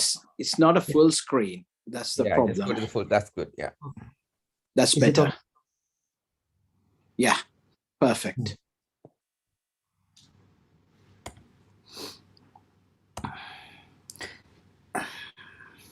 Today we are try to explain how to become a stream enterer. Because nowadays a lot of Buddhists doing meditation to become a enlightened person. The enlightenment start from the first stream enterer, second stream enterer, third stream enterer, fourth stream enterer. So on Sakadagami, Anagami, Arya, there are 4 stages. The first stage, Sotapanna, first stream enterer become how it is happening by just listening the Dhamma or doing meditation. Shally, if you go to the Tripitaka, there are a lot of proof. By just reading of the Tripitaka, we can understand the answer of this question. To enter the sure path with regard to the skillful qualities. The word skillful quality means the Four Noble Truth. Sure path means is the only one path to attain Nibbana. This is Sinhala. Can you read this one? Yes, it's all clear, Androne. Can you read? Yeah, okay. Someone with 6 qualities is able to enter the sure path with regards to skillful qualities when listening to the true teaching. What 6? When the teaching and practice proclaimed by the realized one is being taught, they want to listen. They pay attention and apply their mind to understand them. They learn and correct meaning and reject the incorrect meaning. They accept views that agree with the teaching. Someone with these 6 qualities is able to enter the sure path with regard to skillful qualities when listening to the true teaching. For just reading of this Susatti Sutra, this clause, that you can understand that the sure path can be found by just listening to the Dhamma. Just that is not should be just on listening, listening and understanding, and all the wrong views, because if someone is not come to the enlightened person, either first stream mentor, they don't know anything about the Four Noble Truth, but then they have some wrong views, but it's all the wrong views they have to escape, and correct one you have to understand, and your mind should be thoroughly give attention to this Dhamma and understand. By that is happening by just listening, because first of all, whatever the things Lord Buddha understand to become an enlightened person, but we have to understand. Unless without any understanding, how can we do meditation? The first of all, we have to get the correct Four Noble Truth. If the Four Noble Truth is not correct, that means that all the words and meaning and applications are not good, that means wrong, then you can't come to the enlightened person. So main translation error in Four Noble Truth is insatiable. The word insatiable have been translated as impermanent. This is the main key wrong translation. We explain. Other thing is soullessness, anatta. Soullessness have to be worthless. So if we change these 2 words, then you can understand all these gratifications are insatiable, suffering, and worthless, useless. Then just correcting this real meaning of the Four Noble Truths, we have to listen to this one. By listening only, we can understand this Four Noble Truths. This is the one proof of from this sutra, Sussuti Sutra. Sussuti. So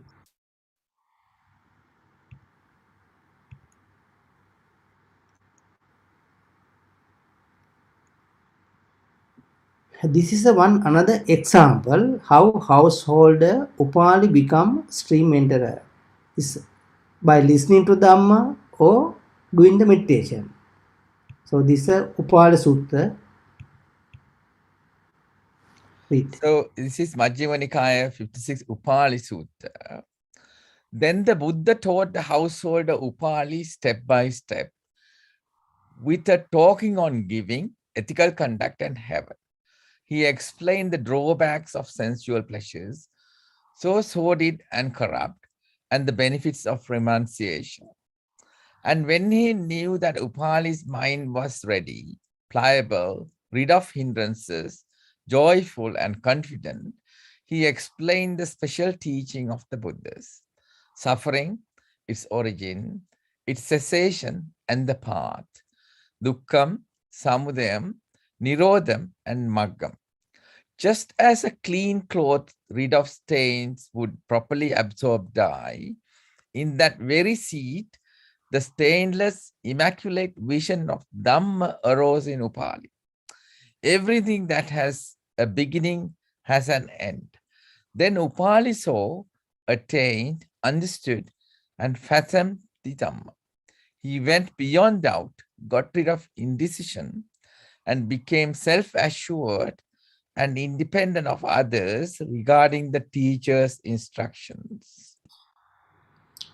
If you read this sutta, the discourse, you can understand that Lord Buddha explained.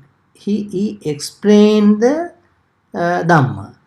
After explaining of the suffering and its origin and its cessation and the path to cessation of this dukkha, that Upali Guhapati, he understood this one by just listening. Lord Buddha explained, not doing any meditation. So then only he become understood one, and without any doubt, he understood what the Lord Buddha's teaching, and he become independent of others regarding the teacher's instruction. Without any teacher, he know that all these four noble path, four noble truth, suffering, its origin of suffering, cessation of suffering, the path to cessation of suffering. He know all these four noble truth. Then after understanding of the understanding by listening to the Lord Buddha's Dhamma explanation. So from here also you can take some example by just hearing that Upali have become a first stream enterer. This is one example.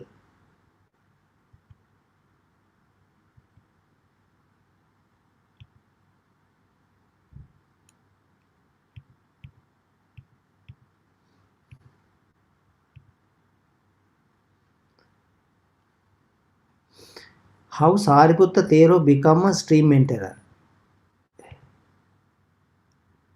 Listening to the Dhamma or doing the meditation. This is the Tripitaka Mahavagga Pali 84 page.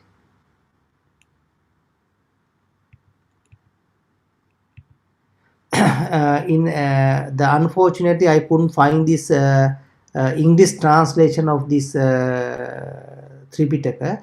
If you go to the Mahavagga Pali first book, there are from the Assaji Thero, Sariputta Paribhajaka listen to the Dhamma. He's listen. Here it's mentioned in Sinhala. but I couldn't find this English translation, which is this in Pali, that from the Asaji Thero, Sariputta Paribrajaka listened to the Dhamma.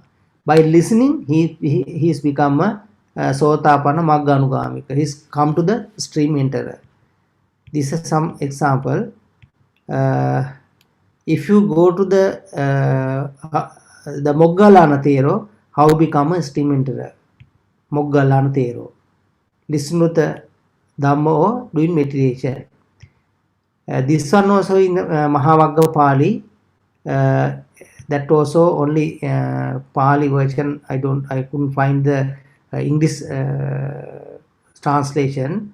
That also mentioned in the only by just listening to the Dhamma, Moggalana Thero become a stream enterer. If you go to the Mahavagga Pali and refer this one, then you can get all this data. As a summary, stream enterer is a person who listen and understand of pure Dhamma. This is the summary.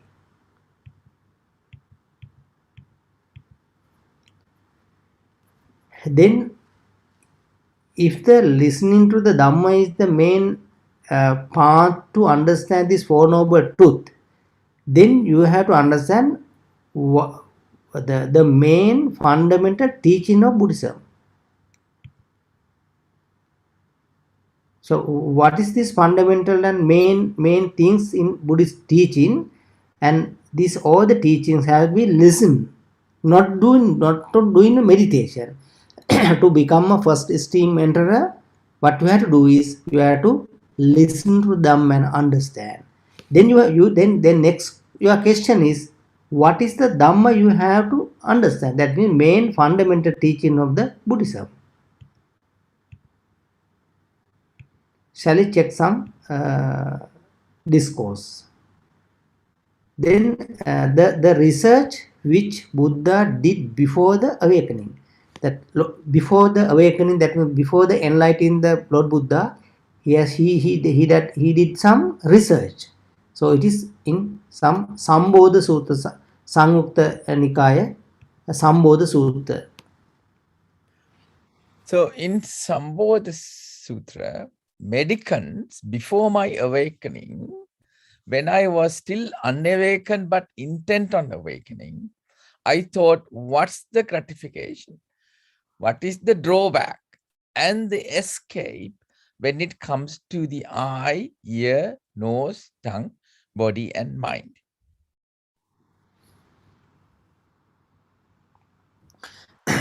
If you read this Pratama Pubbārāma Sutra, then you can understand that the research what the Lord Buddha has done before awakening,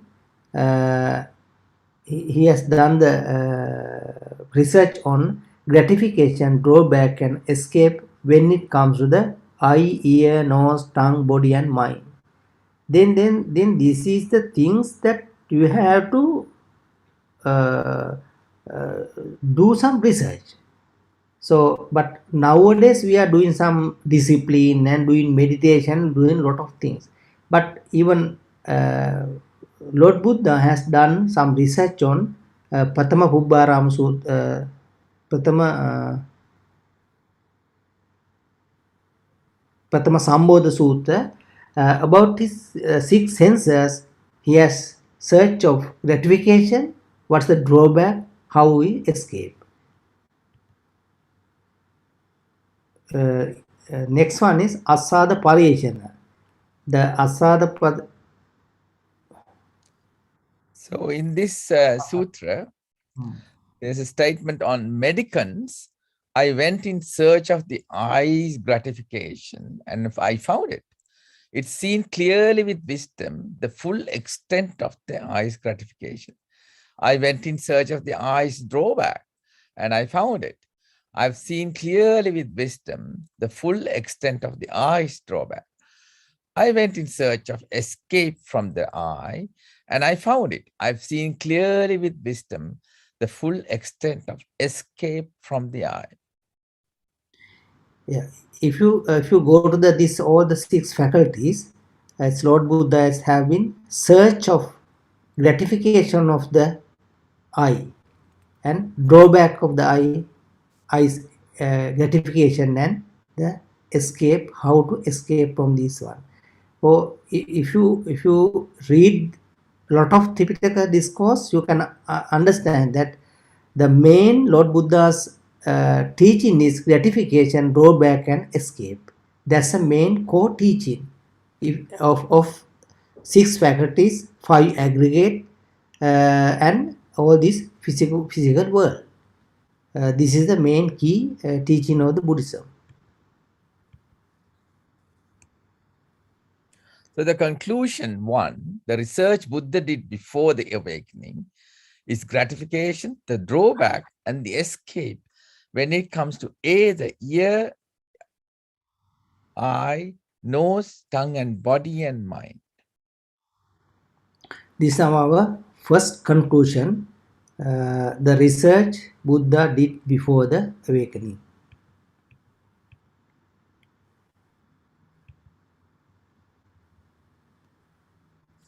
So in this Samudja Nikaya Pratama no asada sutta, no cha asada sutta.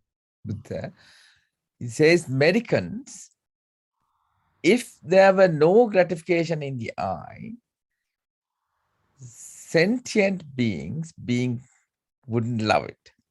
But because there is gratification in the eye, sentient beings do love it. If the eye had no drawback, sentient beings wouldn't become disillusioned with it. But because the eye has a drawback, sentient beings do become disillusioned with it. If there were no escape from the eye, sentient beings wouldn't love it. But because there is an escape from the eye, sentient beings do escape from it. But there are some more detail of about gratification. When you refer eye, there are some gratification. If you attach to the eye, then there's a gratification. If you lustfully attach, then you are thinking that, oh, I have some gratification. But the drawback is insatiable. So since this gratification is insatiable, then you can understand there are some escape. You can escape by just ceasing of the lustful attachment.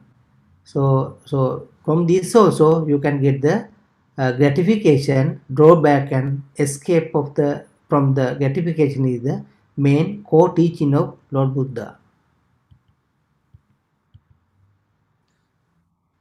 So the conclusions, 1, researched it before awakening, gratification, the drawback, and the escape when it comes to the A, the eye, ear, nose, tongue, body, and mind.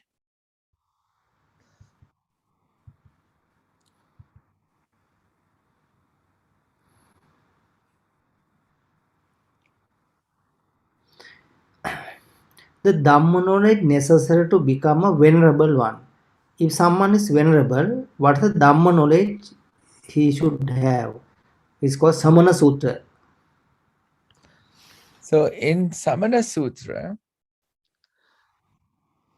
that is the grasping aggregates of form, feeling, perception, choices, and consciousness, there are ascetics and Brahmins who don't truly understand these 5 grasping aggregates: origin, ending, gratification, drawback, and escape. Those venerables don't realize the goal of life as an ascetic or Brahmin. They are ascetics and Brahmins who do truly understand. Those venerables realize the goal of life as an ascetic or Brahmin and live having realized it with their own insight. Yeah, then from here you can understand from there are 5 aggregate. If you attach to this one, you are creating the 5 grasping aggregate. If you understand this all the 5 grasping aggregate, is a origin, how this grasping aggregate origin. Here you have to understand that not the 5 aggregate, or not the origin of 5 aggregate. Here you have to understand origin of 5 grasping aggregate and ending of that one, and gratification and drawback and escape. If you understand this one, if someone understand that person is called monk, ascetic. That means he understood the real goal, real dhamma, real four noble truth as a ascetic in his own insight. That means he understood himself just after listening to the dhamma. He understood that okay, 5 grasping aggregates are origin, ending, grasping, and drawback and escape. Then only they can become a ascetic. That means become a monk. The real monk is called first stream enterer, second stream enterer, third stream enterer, fourth stream enterer. This is the main key teaching of the to become a monk. This grasping aggregate. This word is very important, because if you get the 5 aggregate, this is another meaning.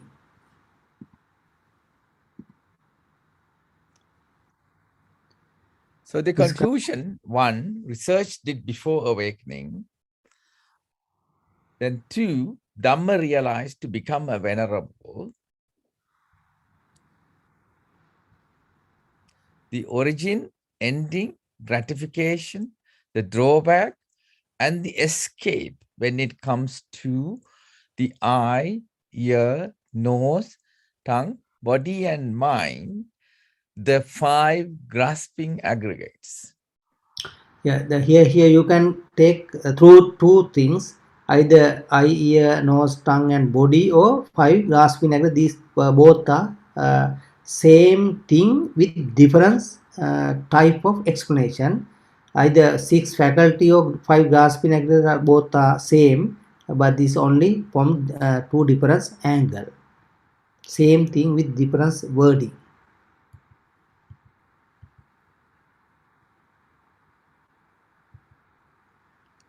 Samana Brahmana Sutra. So in here, it says Americans, there are these 4 elements. What 4? The elements of earth, water, fire, and air. There are ascetics and Brahmins who don't truly understand these 4 elements: gratification, drawback, and escape for what they are. I don't regard them as true ascetics and Brahmins. Those venerables don't realize the goal of life as an ascetic or Brahmin, and don't live having realized it with their own insight. There are ascetics and Brahmins who do truly understand these 4 elements: gratification, drawback, and escape for what they are. I regard them as true ascetics and Brahmins. Those venerables realize the goal of life as an ascetic or Brahmin, and live having realized it with their own insight. Oh, in this sutra also you can understand this to become a venerable. So in the real meaning of the venerable become a understanding of the these 4 element. In one way we can that's all the physical world can be explained as a 5 aggregate, 6 faculties, and 6 grasping faculties, and 4 element. If these 4 elements are gratification, drawback, and escape, if you understand these 3, then you have become a enlightened one or a venerable one. You can become a venerable. So in this sutra discourse also you can understand gratification, drawback, and escape is the main key teaching about what the 4 element, 5 aggregate, 5 grasping aggregate, about 6 faculties. So with about anything you have to understand what is the gratification of that one, what's the drawback, and what's the escape. That's why up to now in last all the session We all explain about the gratification, drawback, and escape. That's why we explain this is the main core teaching of Lord Buddha's teaching. So in conclusion, the first one was the research done before awakening. The second one was Dhamma realized to become venerables. And the third is Dhamma realized to become venerables, gratification, the drawback, and the escape when it comes to the eye, ear, nose, tongue, body, and mind. The 5 grasping aggregates, and the elements of earth, water, fire, and air. Yeah, really the main teaching is within this square. You can see gratification, drawback, and the escape when it comes to the the A, B, C is the way of explanation the world. The world can be explained in different way, but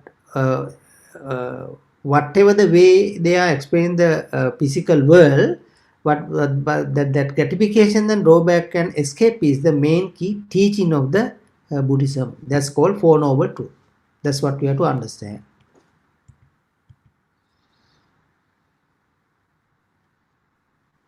The Dhamma knowledge need to realize in order to complete the spiritual journey. That means eightfold path. That's called the eightfold path is called as a Brahmacharya. Tatiya Chapasayatana Sutra. So in this sutra, the Americans, anyone who doesn't truly understand the 6 fields of contact's origin, ending, gratification, drawback, and escape, has not completed the spiritual journey and is far from this teaching and training. In Nirvana path, the main thing what we have to understand is this gratification, drawback, and escape. If someone don't know about these things, but he didn't even start his spiritual journey, but there may be some lot of people with a dhyana or doing some discipline and sila and giving some alms, giving a lot of things they may do as a Buddhist, but they are not really a they don't have really start their spiritual journey.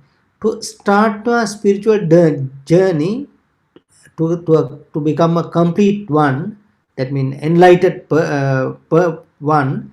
So this is what you have to understand about 6 faculties. 6 contacts mean 6 faculties. You have to understand origin, ending, gratification, drawback, and escape.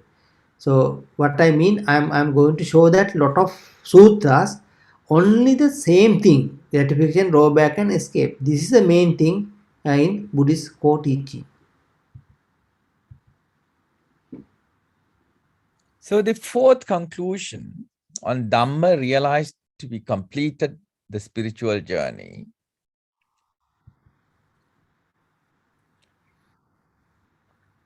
The origin, ending, gratification, the drawback, and the escape when it comes to the eye, ear, nose, tongue, body, and mind, the 5 grasping aggregates, and the elements of earth, water, fire, and air.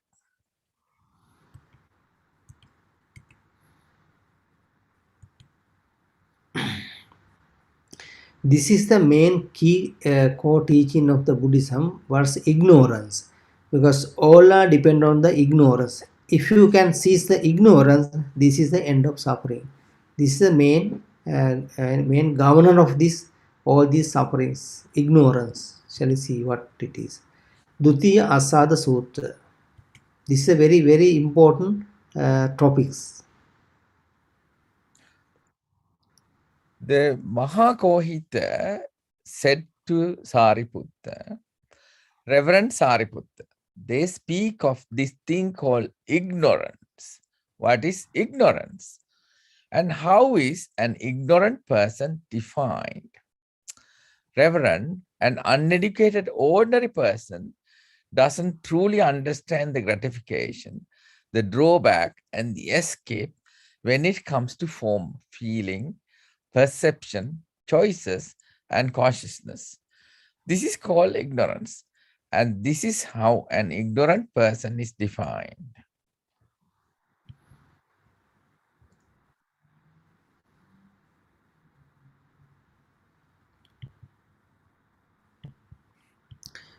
If you get this Asada Sutra also, very special and very fundamental thing what we have to know about ignorance. What's the meaning of ignorance? If you don't know the gratification, drawback, and escape, if you don't truly understand, then you have ignorance. Then to eradicate, to cease, to get rid of this ignorance, you have to understand this. What the gratification, drawback, and escape from the five grasping aggregate or five aggregate. Then the ignorance is the main key word in Buddhism.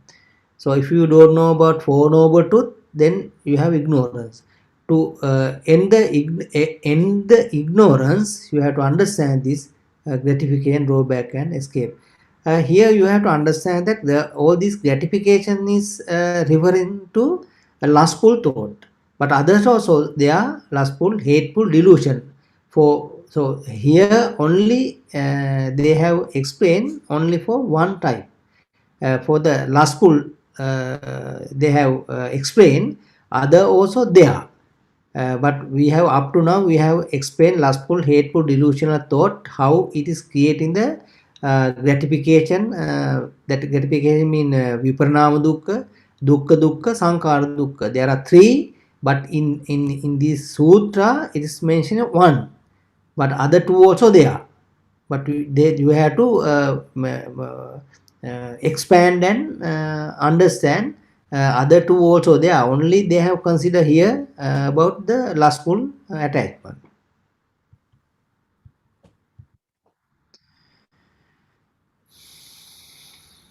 So, in conclusion, the fifth is the Dhamma realized to understand ignorance. The origin, ending, gratification, the drawback, and the escape when it comes to the eye, ear, nose, tongue, body, and mind. Five grasping aggregates, the elements of earth, water, fire, and air, and the five aggregates.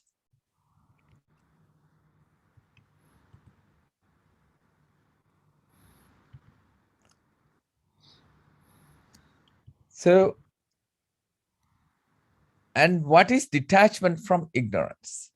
It is when you truly understand the six fields of contacts: origin, ending, gratification, drawback, and escape. So ignorance and unknowing of the six fields of contact don't linger on inside. This is called detachment from ignorance. This is a very important discourse, sutta, because if you want to really detach from the ignorance is the unknown of not understanding of gratification, drawback, and escape. But if you want to detach from ignorance, you have to truly understand what it is correctly. Then only you can detach the ignorance and become a enlightened person.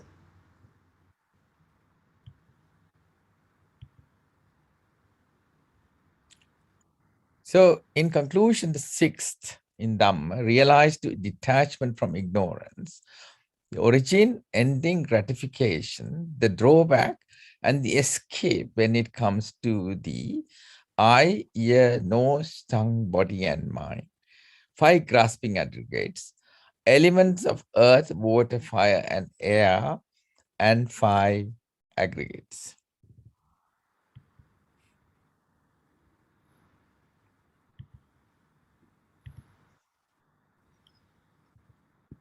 Then Dhamma knowledge necessary to become a stream stream enterer. That means first stream enterer really.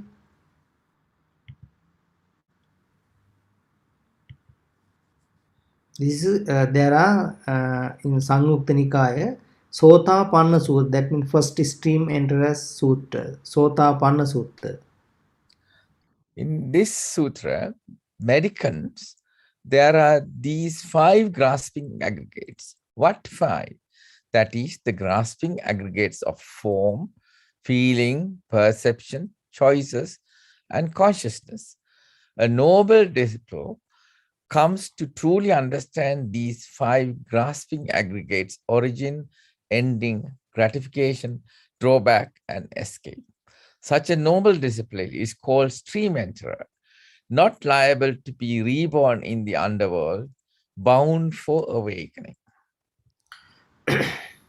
So if you this was a very important discourse because Sotapanna Sutta, to become a first stream enterer, if someone is understanding of these 5 grasping aggregates, the origin, ending, gratification, drawback, and escape, this is the way to become a stream enterer.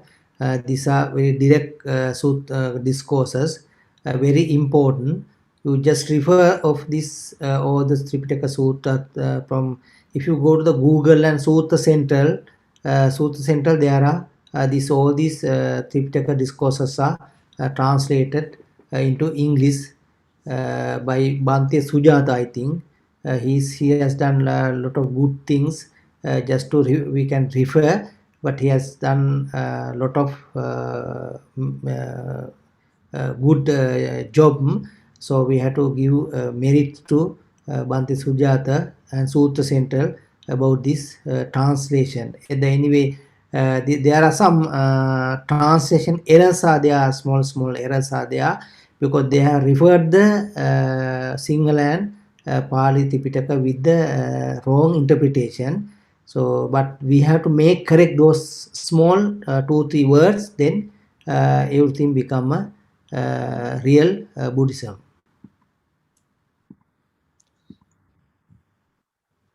So in conclusion, the 7th, Dhamma realized to become a stream enterer, the origin, ending, gratification, the drawback, and the escape when it comes to the eye, ear, nose, tongue, body, and mind, the 5 grasping aggregates, elements of earth, water, fire, and air, and the 5 aggregates.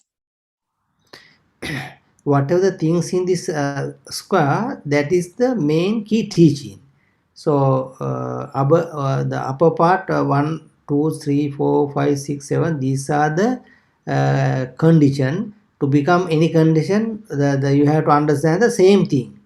If you understand the Dhamma within this square, then you can become any of top topics.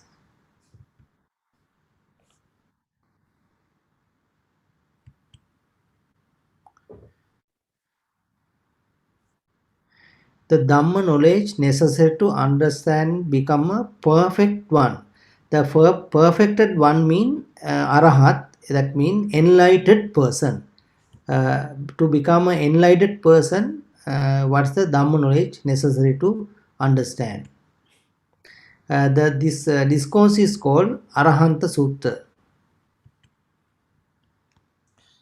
In Arahanta Sutra, it says, medicants, there are these 5 grasping aggregates. What 5? That is the grasping aggregates of form, feeling, perception, choices, and consciousness. A medicant comes to be freed by not grasping after truly understanding these 5 grasping aggregates: origin, ending, gratification, drawback, and escape.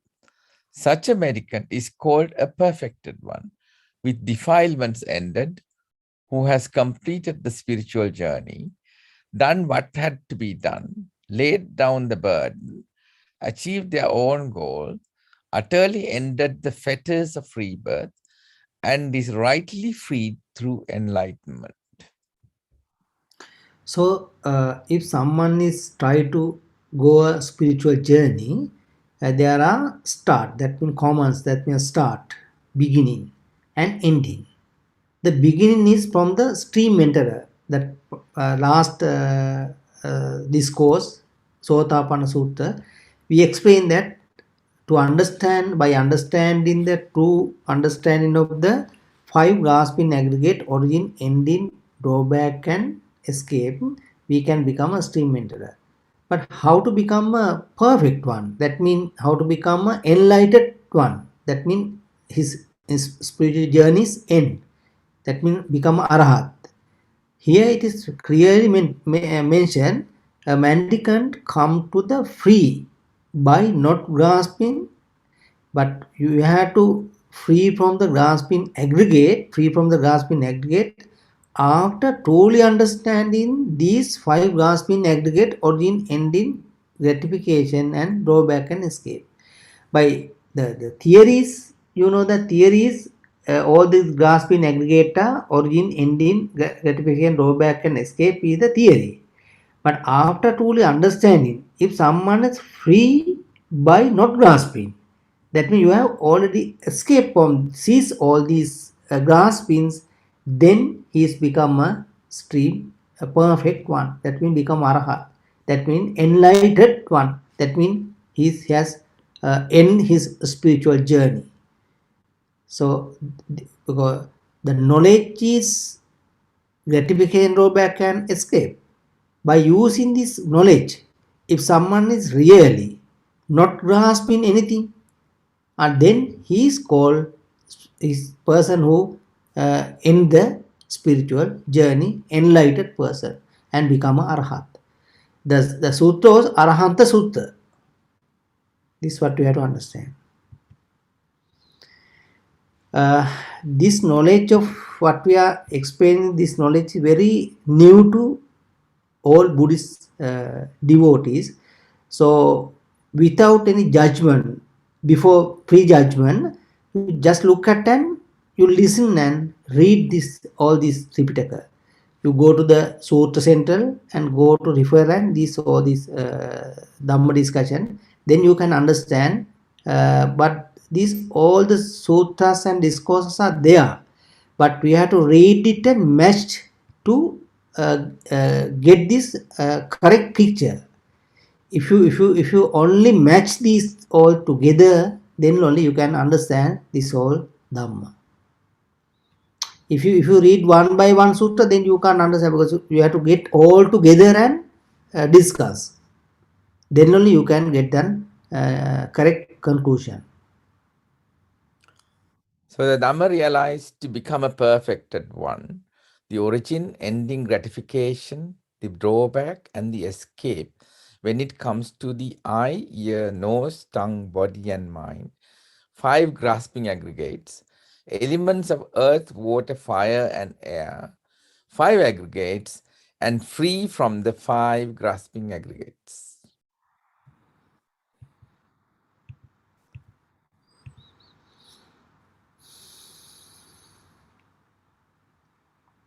The Dhamma knowledge necessary to become a stream enterer, once returner, non-returner, perfect one. That means Sotapanna, Sakadagami, Anagami, Arya. There's a 4 stage. The 4 stage you can achieve with the knowledge of what is the Dhamma. There is some sutta called Sila Sutta.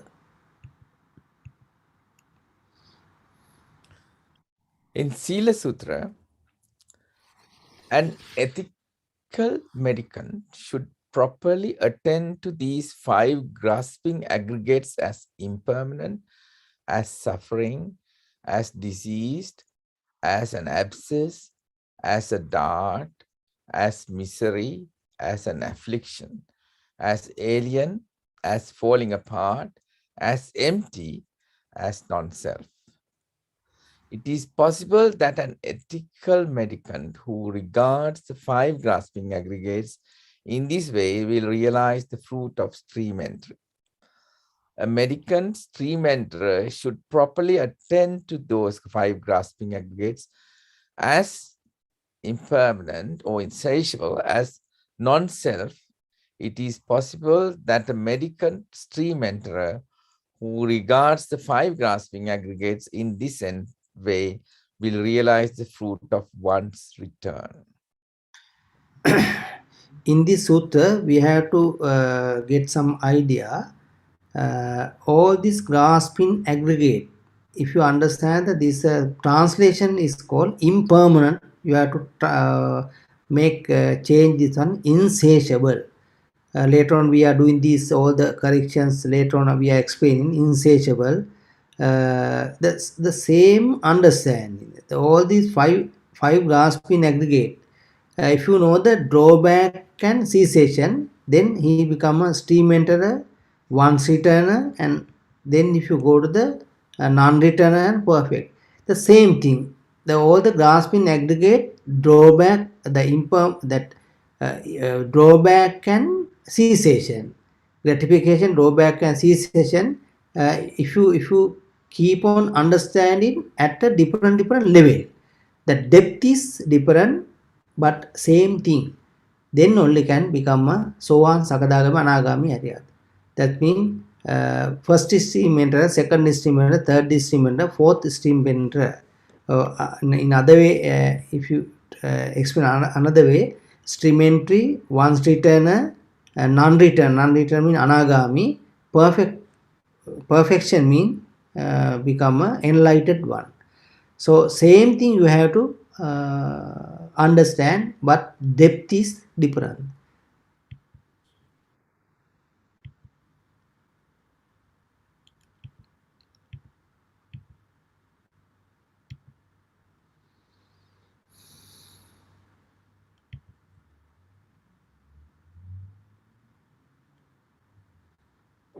The Dhamma necessary to realize to become a stream entry, once returner, non-returner, perfection are the drawback of 5 grasping aggregate as anicca, dukkha, anatta. This anicca, dukkha, anatta, the translation errors are there. Anicca we have to translate as a insatiable, dukkha, and anatta as a worthlessness. The same thing.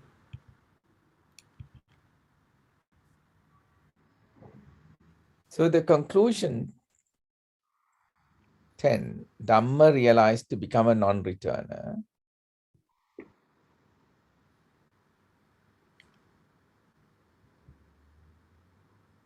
The origin, ending, gratification, the drawback, and the escape when it comes to the eye, ear, nose, tongue, body, and mind. 5 grasping aggregates, elements of earth, water, fire, and air. 5 aggregates, free from the 5 aggregates, 5 grasping aggregates, and the 5 grasping aggregates, a drawback as anicca, dukkha, anatta.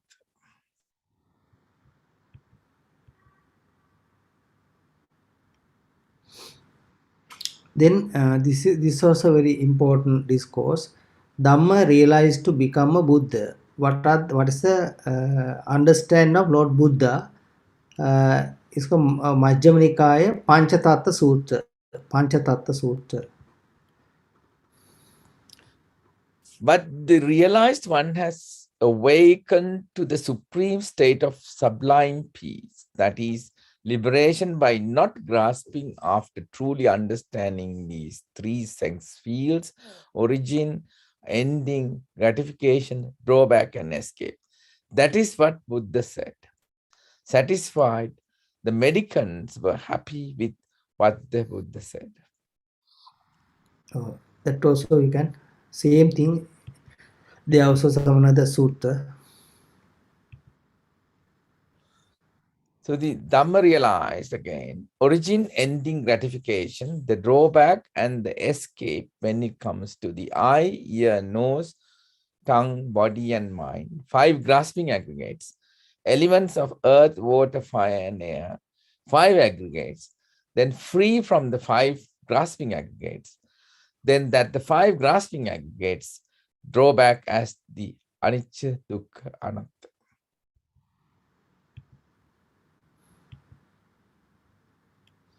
Then the main fundamental teaching of Buddhism is this one. The origin, ending, gratification, the drawback, and the escape when it comes to the eye, ear, nose, tongue, body, and mind. The 5 grasping aggregates, the elements of earth, water, fire, and air. Then the 5 aggregates, then free from the 5 aggregates, and then the 5 grasping aggregates, drawback as anicca, dukkha, anatta. This is the full conclusion from the whatever the explanation. That is why we explain this 3 session. What we explain up to now, all explain about the gratification, drawback, and escape. That as the because the creation of this gratification is the main key teaching of the Buddhism.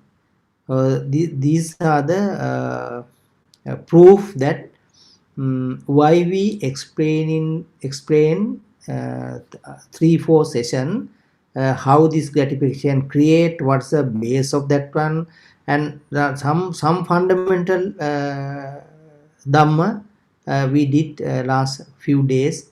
Why we did that one? This is the main core teaching of the Buddhism. So in next day we are explaining with the Tripitaka in the similar way how this return comes and radiant mind create, and then how this lamination part create. Are there any proof, Tripitaka proof that this type of Dhamma is there in Tripitaka? So we are next day we are explaining those part. Now I think if you can't understand, if you didn't understood anything, something, then you can ask some question. If there are any question, this is a question and answer time. So Andruni, we've got one person who's raised his hand. I'll unmute him. He goes as iPhone 13 Pro. yeah. So I've given you permission to unmute. Could you unmute and raise your question, please?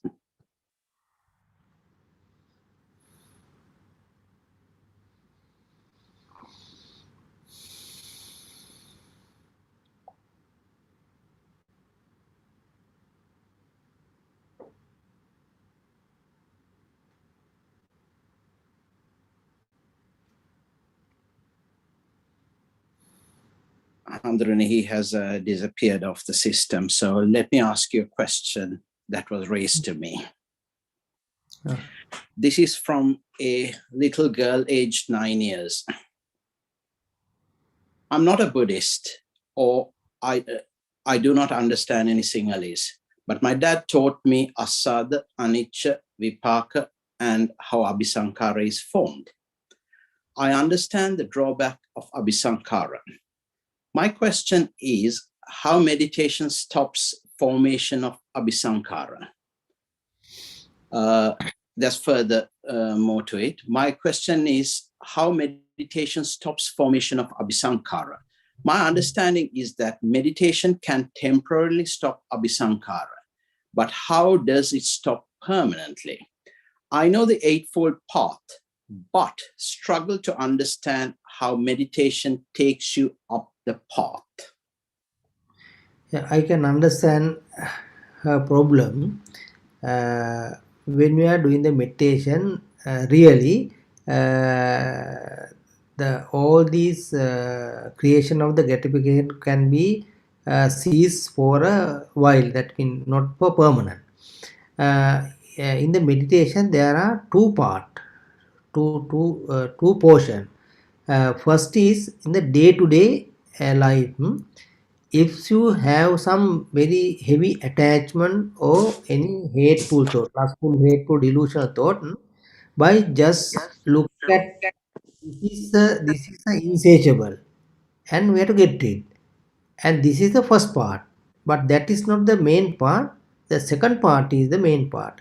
Because first part is to enter into the Nibbana path. The Nibbana path is Arya, first dhyana, second dhyana, third dhyana, fourth dhyana. They are fourth dhyana.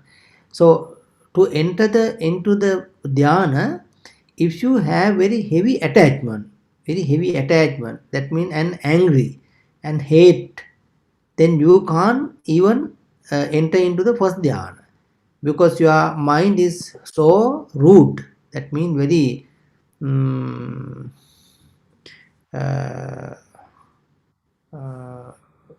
very fiery. Fireful mind. That if that much of very big fire is there in your mind, then you can't enter into the first dhyana. Then first portion, that means it may get some around 6 months, maybe 1 year, maybe 2, 3, 4 years, maybe. But what we have to do, but little by little, anyway, this hateful thought, anyway, you have to get cease. But then it is not come to the surface. It may be there, but not come to the surface. This is the training. Because when the mind will train, then your mind will settle up to some extent. Then what you have to do? You have to do the meditation. That means you have to chant in the karmasthana and get the first, second, third, fourth dhyana. Then after getting the fourth dhyana, you don't have any lustful, hateful, delusional thought. Pure mind. Totally pure mind. No 5 hindrances are there. That means very pure mind is there. When you go to the pure mind, you have able to analyze this 4 noble truths again and again and again, and then you can permanently escape, permanently cease this all the lustful, hateful, delusional thought. First of all, you have to suppress that all these 5 hindrances. You have to suppress that one and go to the dhyana. When you go to the dhyana, your mind is very pure. You don't have any rush. That you are in a cool mind. Then you have enough time, enough ability, you have enough skill to develop this skillful life. The skillful life is you have to remind all these 4 noble truths again and again. Then when you keep on reminding these things and analyzing these things, this means lustful, hateful, delusional thought, then you can permanently delete, permanently cease this all lustful, hateful, delusional thought. First of all, you have to practice. There are 2 parts. If you don't practice the first part, you can't go to the second part. The first part is called as Satara Satipatthana.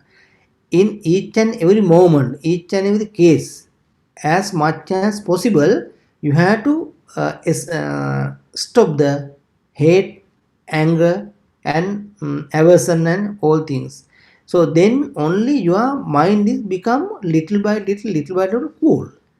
That practice is remaining for lot of it may be remain lot of time. Then you have to go to the dhyana and analyze and do the permanently remove all these things. That's a way to complete the if you go to the Samma Samadhi, that means Samma Samadhi means 4th dhyana. After go to Samma Samadhi, if you are keep on analyzing, then you can Samma Jnana Vimukti, that means your wisdom will increase day by day. The wisdom will liberate your whole Abhisankara. That is the path. Samyukta Nikaya Asankata Sutta. Asankata Sutta, it's mentioning what is the Nibbana and what is the path to Nibbana. The Nibbana is Ragakva Nibbana, Desakva Nibbana, Mohakva Nibbana. That means cessation of lustful, cessation of hateful, cessation of delusional thought is the Nibbana. What the path to Nibbana is called do the dhyana, 4th dhyana. Up to 1st, 2nd, 3rd, 4th dhyana, those are called Lokotara dhyana, supermundane dhyana. There are two types of dhyana. One is mundane dhyana, and other thing is super mundane dhyana. So if you do the super mundane dhyana, there are karmasthana to chanting. That means whatever the things you understood as a Four Noble Truth, you have to get these all these into some poem, like a poem, and chanting, and you have to keep on analyzing the whatever you are chanting. But it's called Savitaka Savichara. Then your whole body become happy and pleasure. Then it's called first dhyana.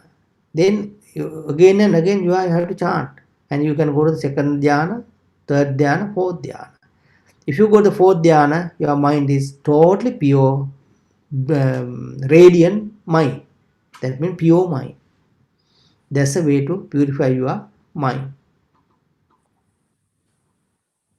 Rene, the next question is from Lucas. It is said that there is no gratification outside in the outside world. What about the return pleasures? How is return pleasure created? This is, I think, he has to link with Udayavanyane here. No, not to the Vijnana. The return pleasure mean if we that's what we have to understand. In past time mean from now, from the present moment to earlier, whenever if you have done any moral things mean alobha adesa amoha. Alobha samoha mean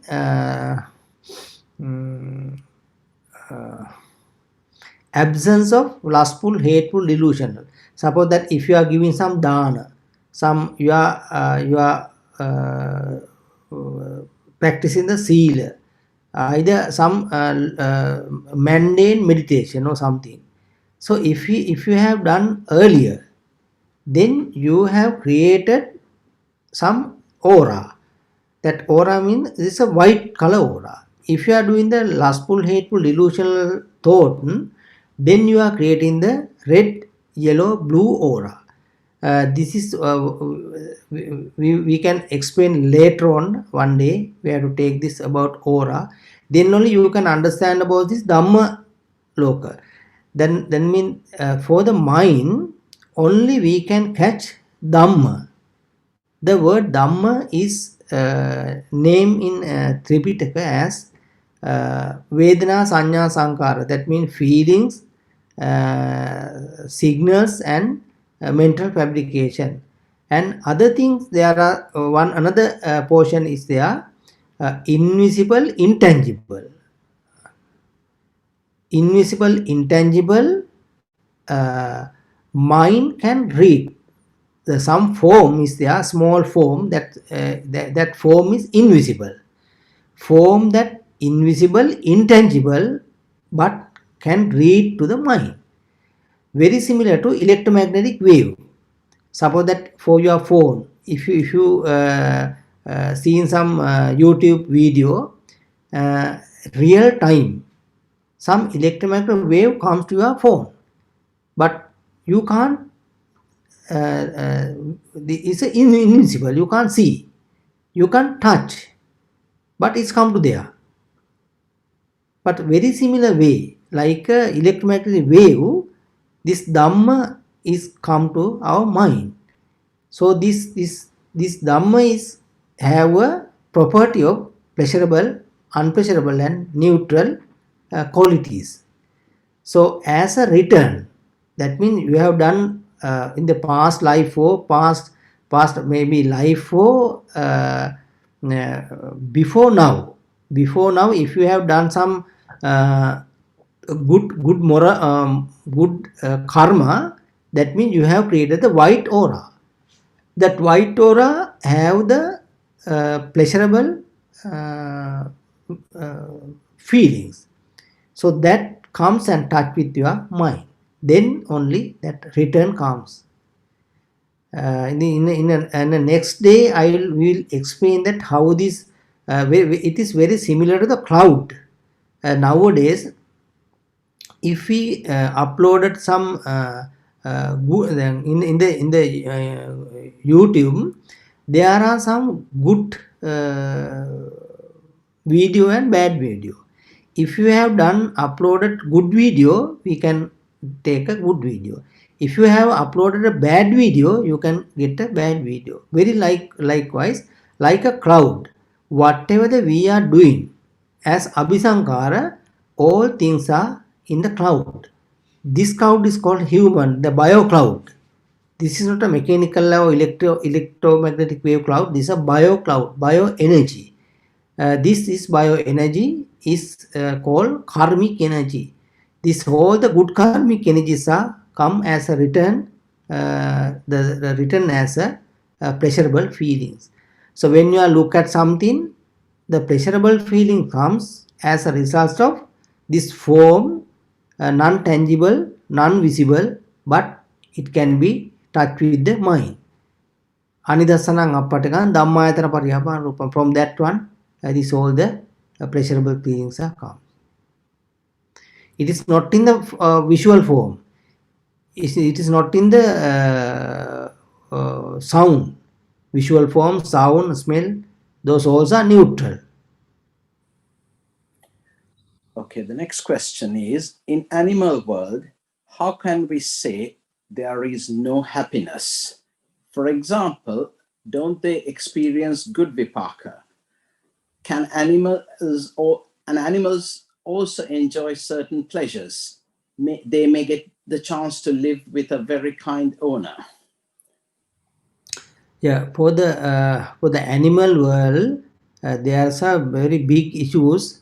But the thing is, even if they have anything, if you look at the animal, all are in constant fear and anxious.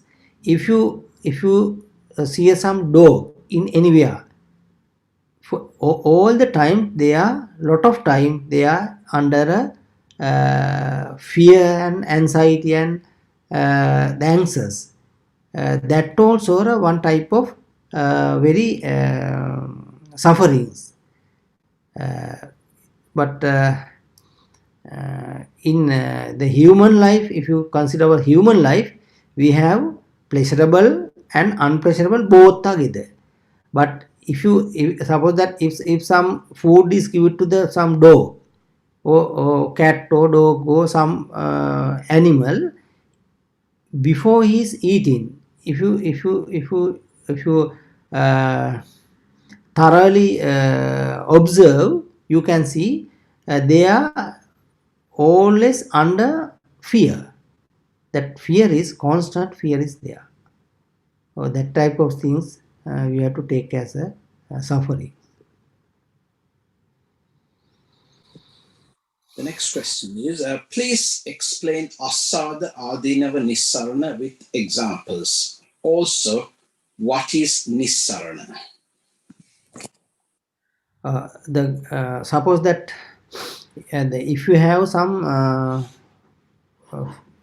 rose flower, if you get the rose flower, someone, suppose there is two guys, one is very like to rose flower, one is don't like to rose flower. Then you are giving the two rose flower to this both guy.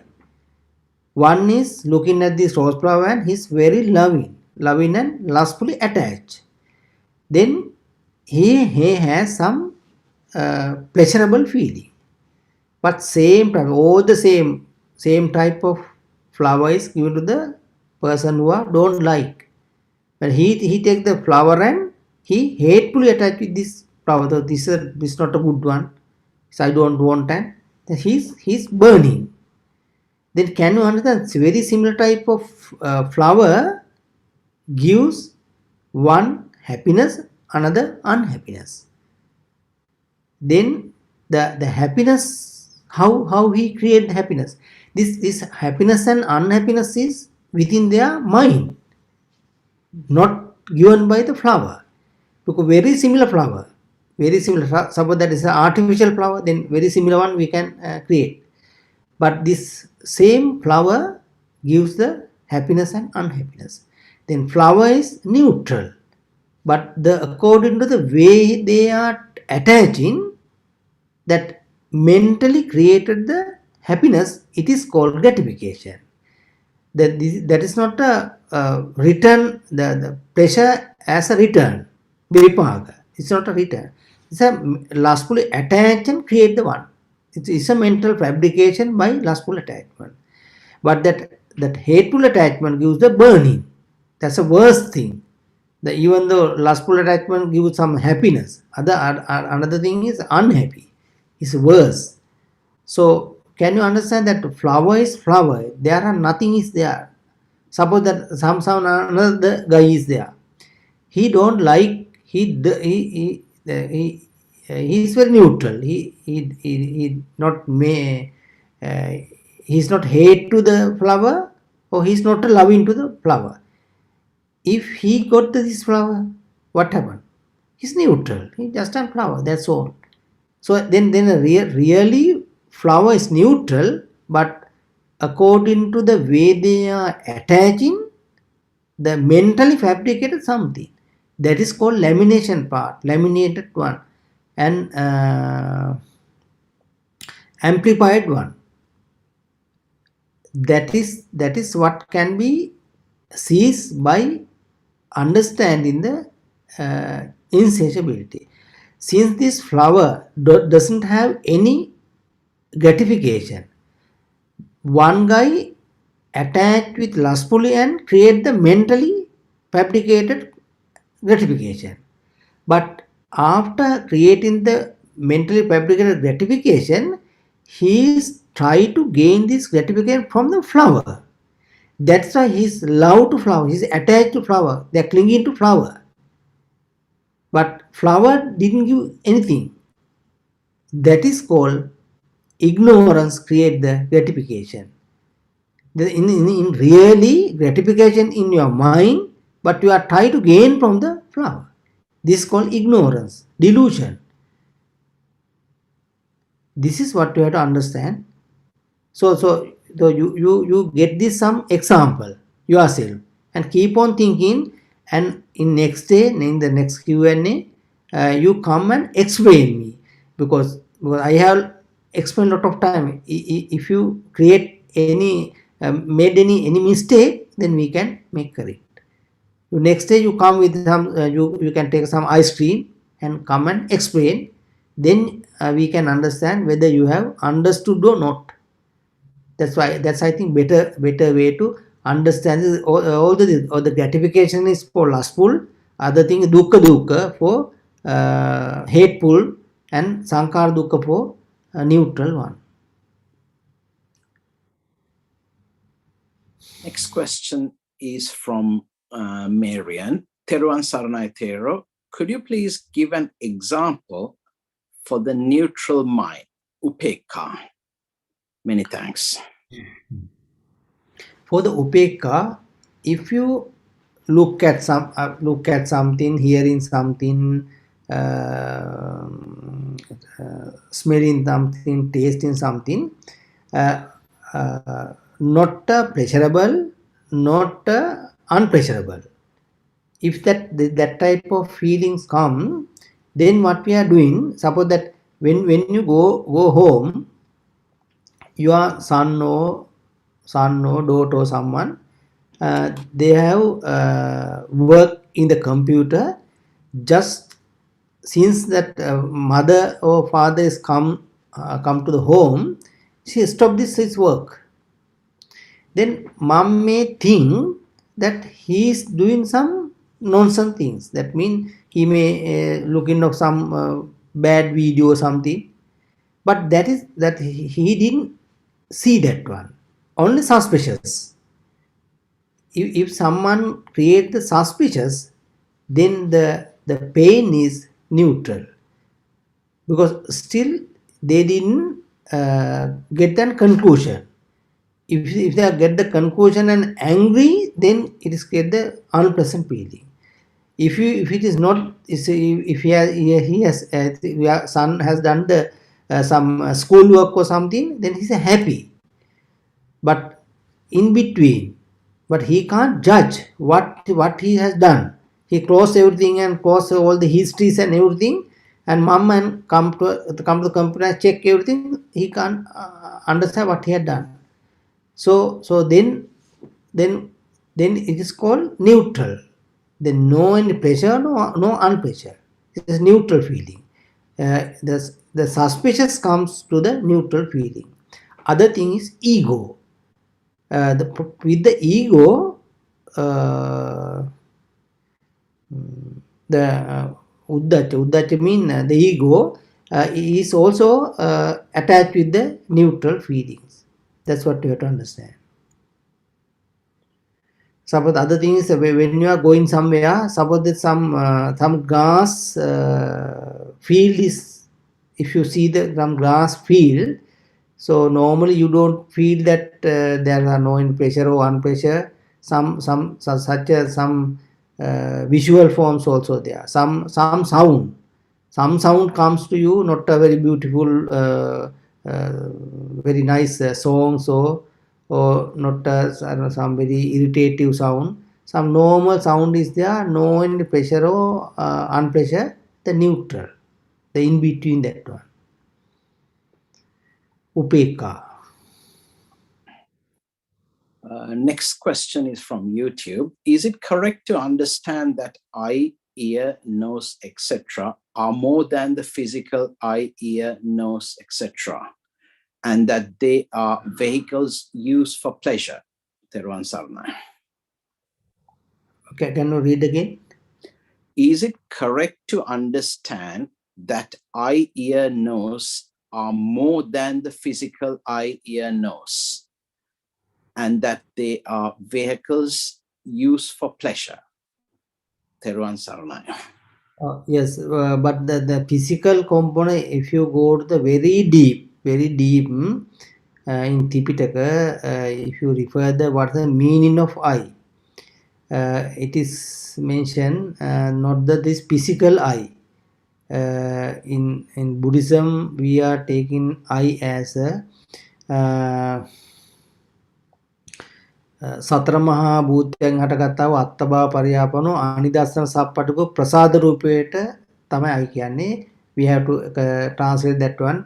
The created by the four main element belonging to the some spirits, that means some being, invisible,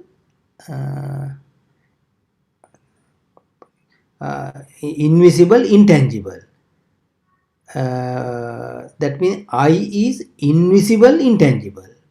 It is mentioned in Tipitaka. But if you look at this one we can visible and tangible. But in Tipitaka, intangible, invisible. Then you have to understand this is not the eye. Really, this is body. This is whatever the things we can touch, this is body.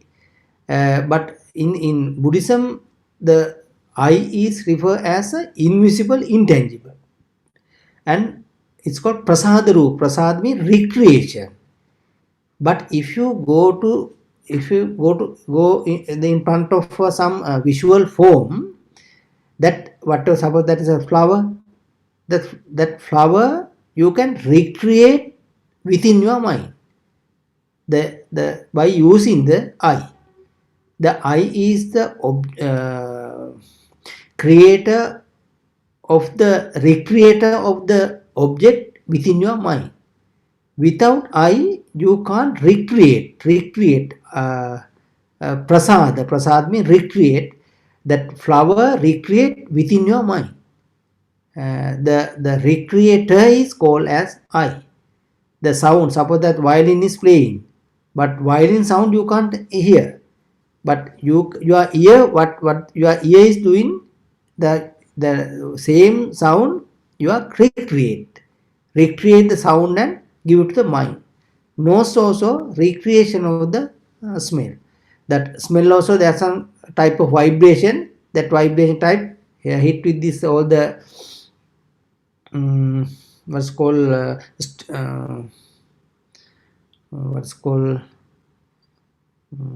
stimulus. So some nerve endings are there.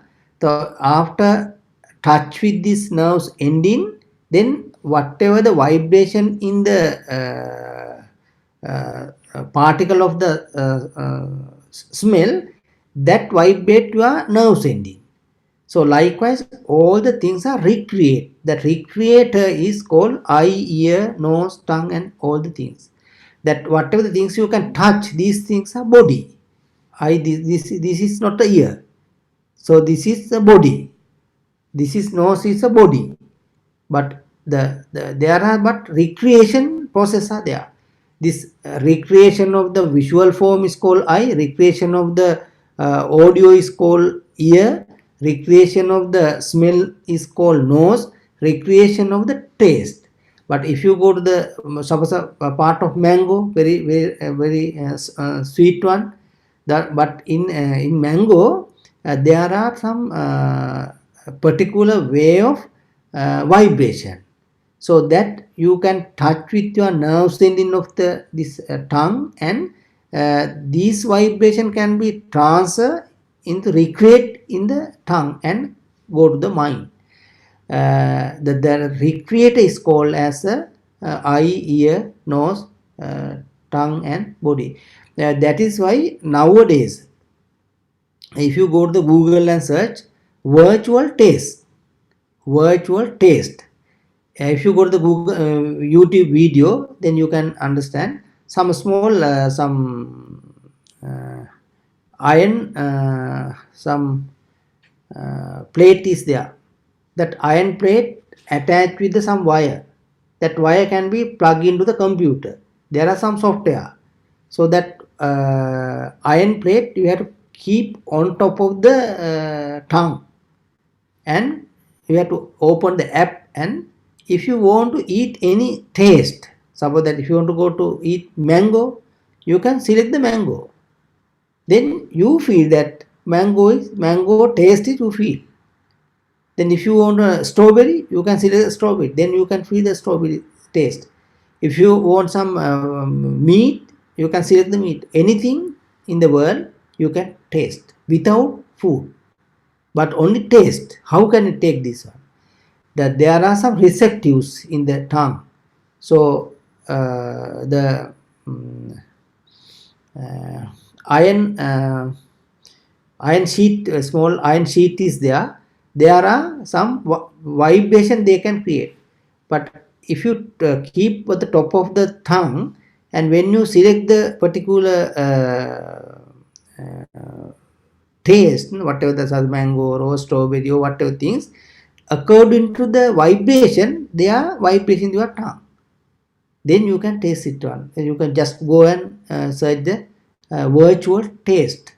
Then you can feel that one. So that's why that the recreation, that food is just directly go to the stomach, but your tongue is touch with your receptors touch with the vibration. Then the recreation, the mango recreation, strawberry recreation on the top of this tongue. That recreator is called as tongue, not this physical tongue. Okay. Next question is, how come Uddacha and Vichikicha become neutral? Is it not Dvesha? After getting judged, when the Vichikicha, Vichikicha comes, at that time this is Upeksha. But if the Vichikicha, if you judge the after Vichikicha, after what the word for Vichikicha? Doubt. If you come some doubt, if the doubt is good one, pleasurable one. If the doubt is the result of the doubt is a bad one, only that hateful thoughts comes. But at the time of arising the doubt, at that time period, you don't have any bad or good experience. That's a neutral experience. You don't know what it is. In the Vichikicha comes, that means you don't have any judgment. You can't judge. That's called Vichikicha. We don't know either that one or no this one. So you are in between, you are thinking. That time you are just a neutral. But after getting judgment, you may get angry. In the Uddacha comes also that after getting Uddacha, later on you can have some either happy or unhappy feelings. But at the time of arising of this neutral feeling, you can create the Uddacha. Vichikicha Uddacha is referred to the Upekka. You can attach. Next question. Kame Sumichachara has a much broader context than mere sexual misconduct, isn't it? No, if you go to the there are Maturakita, Piturakita, Matu Piturakita, Sasamita, Sapridandata. If some ladies, lady or guy, or we have to take to both sides. Saved by the mother, father, or husband or wife or some relations. So there are nine categories, whoever, and if she is used into some sexual misconduct without their agreement, their permission, this is called kama mityachara. Because this definition is there in Tripitaka. But but if you go to the five gratification, this is another meaning. But if you go to the as a discipline, if you go to that when you refer as a discipline, you have to get that meaning. If you if you want to become develop the Nibbana path, you have to get the deep meaning. Anyway, you have to go to the seize this all the five gratification, karma, from eye, ear, nose, tongue, and body. If you are attaching something, if you can detach, that meaning you have to get to the Nibbana path. But as a discipline, to discipline, there's a rule. The rule is something that's why in Vinaya, two ways. If you go to the Vinaya, there are two type of Vinaya. One is set of rule. That's called Vinaya Pitaka. But another thing is there, Raga Vinaya, Desa Vinaya, Moha Vinaya. That means cessation of lustful, cessation of hateful, cessation of delusion. That is for to develop the Nibbana path. But that other Vinaya is for the discipline. There are two things you have to understand. The Vinaya two type. Then if you want to discipline, you have to take that Maturakita, Biturakita, Matu Biturakita, Sasanga Sabradha. These are the rules. But if someone want to become a stream mentor and complete the Nibbana path, but he should complete the cessation of these five grasping you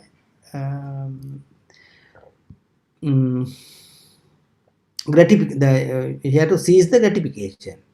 The reason to create the gratification is lust, loving, attachment, chasing, addiction. That means attached to something. This is lust. The word lust is not only for sex. There are lust from the eye, ear, nose, tongue, body, and all from five. Panchakama, five karma. You have to refer these five things.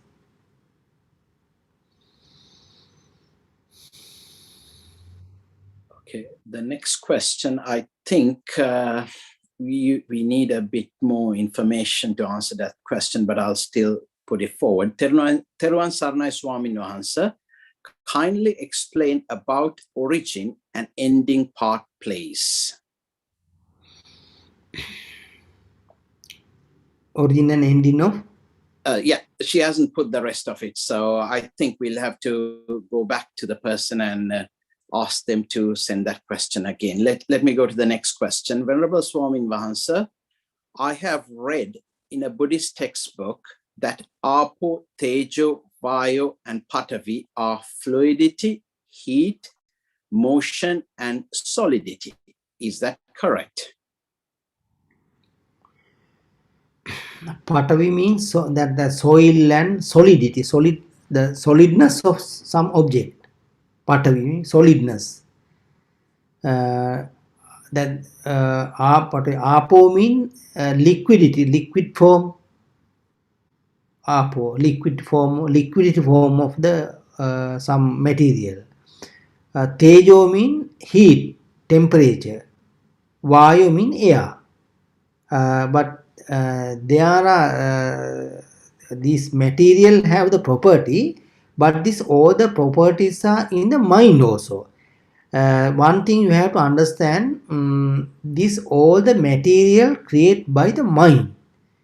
Then if someone want to understand these things, you have to refer the Paticca Samuppada Vibhanga. If you call the Vibhanga Prakarana Paticcasamuppada Vibhanga, Avidya Paccha Sankara, Sankara Paccha Vijnana, Vijnana Paccha Nama Rupa. In this Nama Rupa, some detailed explanation are there. Creation of the four basic element, Patavi, Apo, Tejo, Vayo. Vijnana Paccha Nama Rupa. Vijnana create this, all this solid, liquid, heat and air. The Satara Mahabhuta created by the Vijnana. Vijnana means mind. Mind create this all four element, four basic element. Nama Rupa. Vedana Sanya Sankara Nama Rupa mean Satara Mahabhuta Upadaya Rupa. Four main element and all other forms. These all forms are created by the consciousness.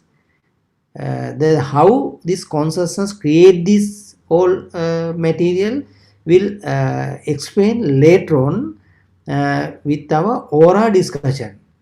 So because to understand this one, a little bit of physics you want to understand, double slit experiment and energy equation and vibration, and those things we have to explain in later. If you go to the Nirapekshatyamaka, there are some English discussion in 2-3 English discussion also. After 3, 4, 5 sessions, we come to aura discussion later on. Up to now, we have to just refer that Tripitaka and get some knowledge. Amdurani, if there are no further questions, shall I conclude this or? Finish. Yeah. Okay. This concludes today's program. Our next program will be on the 14th of November at the same time. Many merits to Venerable Abhaya Swamin Wahansa, the translator, the organizing committee of Arya Dhamma Meditation Group, and to all our participants. May all of us attain the supreme bliss of Nibbana. Thero Saranai. Okay, then if you are worshipping, we can give a lot of merit. Really, we have to we have to give the lot of merits to the Arya Dhamma Meditation Group UK, and they did very excellent organizing and helping to all this Dhamma discussion, and all the devotees. We can give a lot of merits to you if you can worship. I will chant in some karmasthana and I will give you a lot of merit. Abhivadana Silisa Nichang Vadda Pachayino Chattaro Dhamma Vaddanti Ayuvanno Sukambalang Ayurarogya Sampatti Sagga Sampatti Mevacha Ato Nibbana Sampatti Minate Samijjatu. Nibbana Nibbana Paramsya Supattani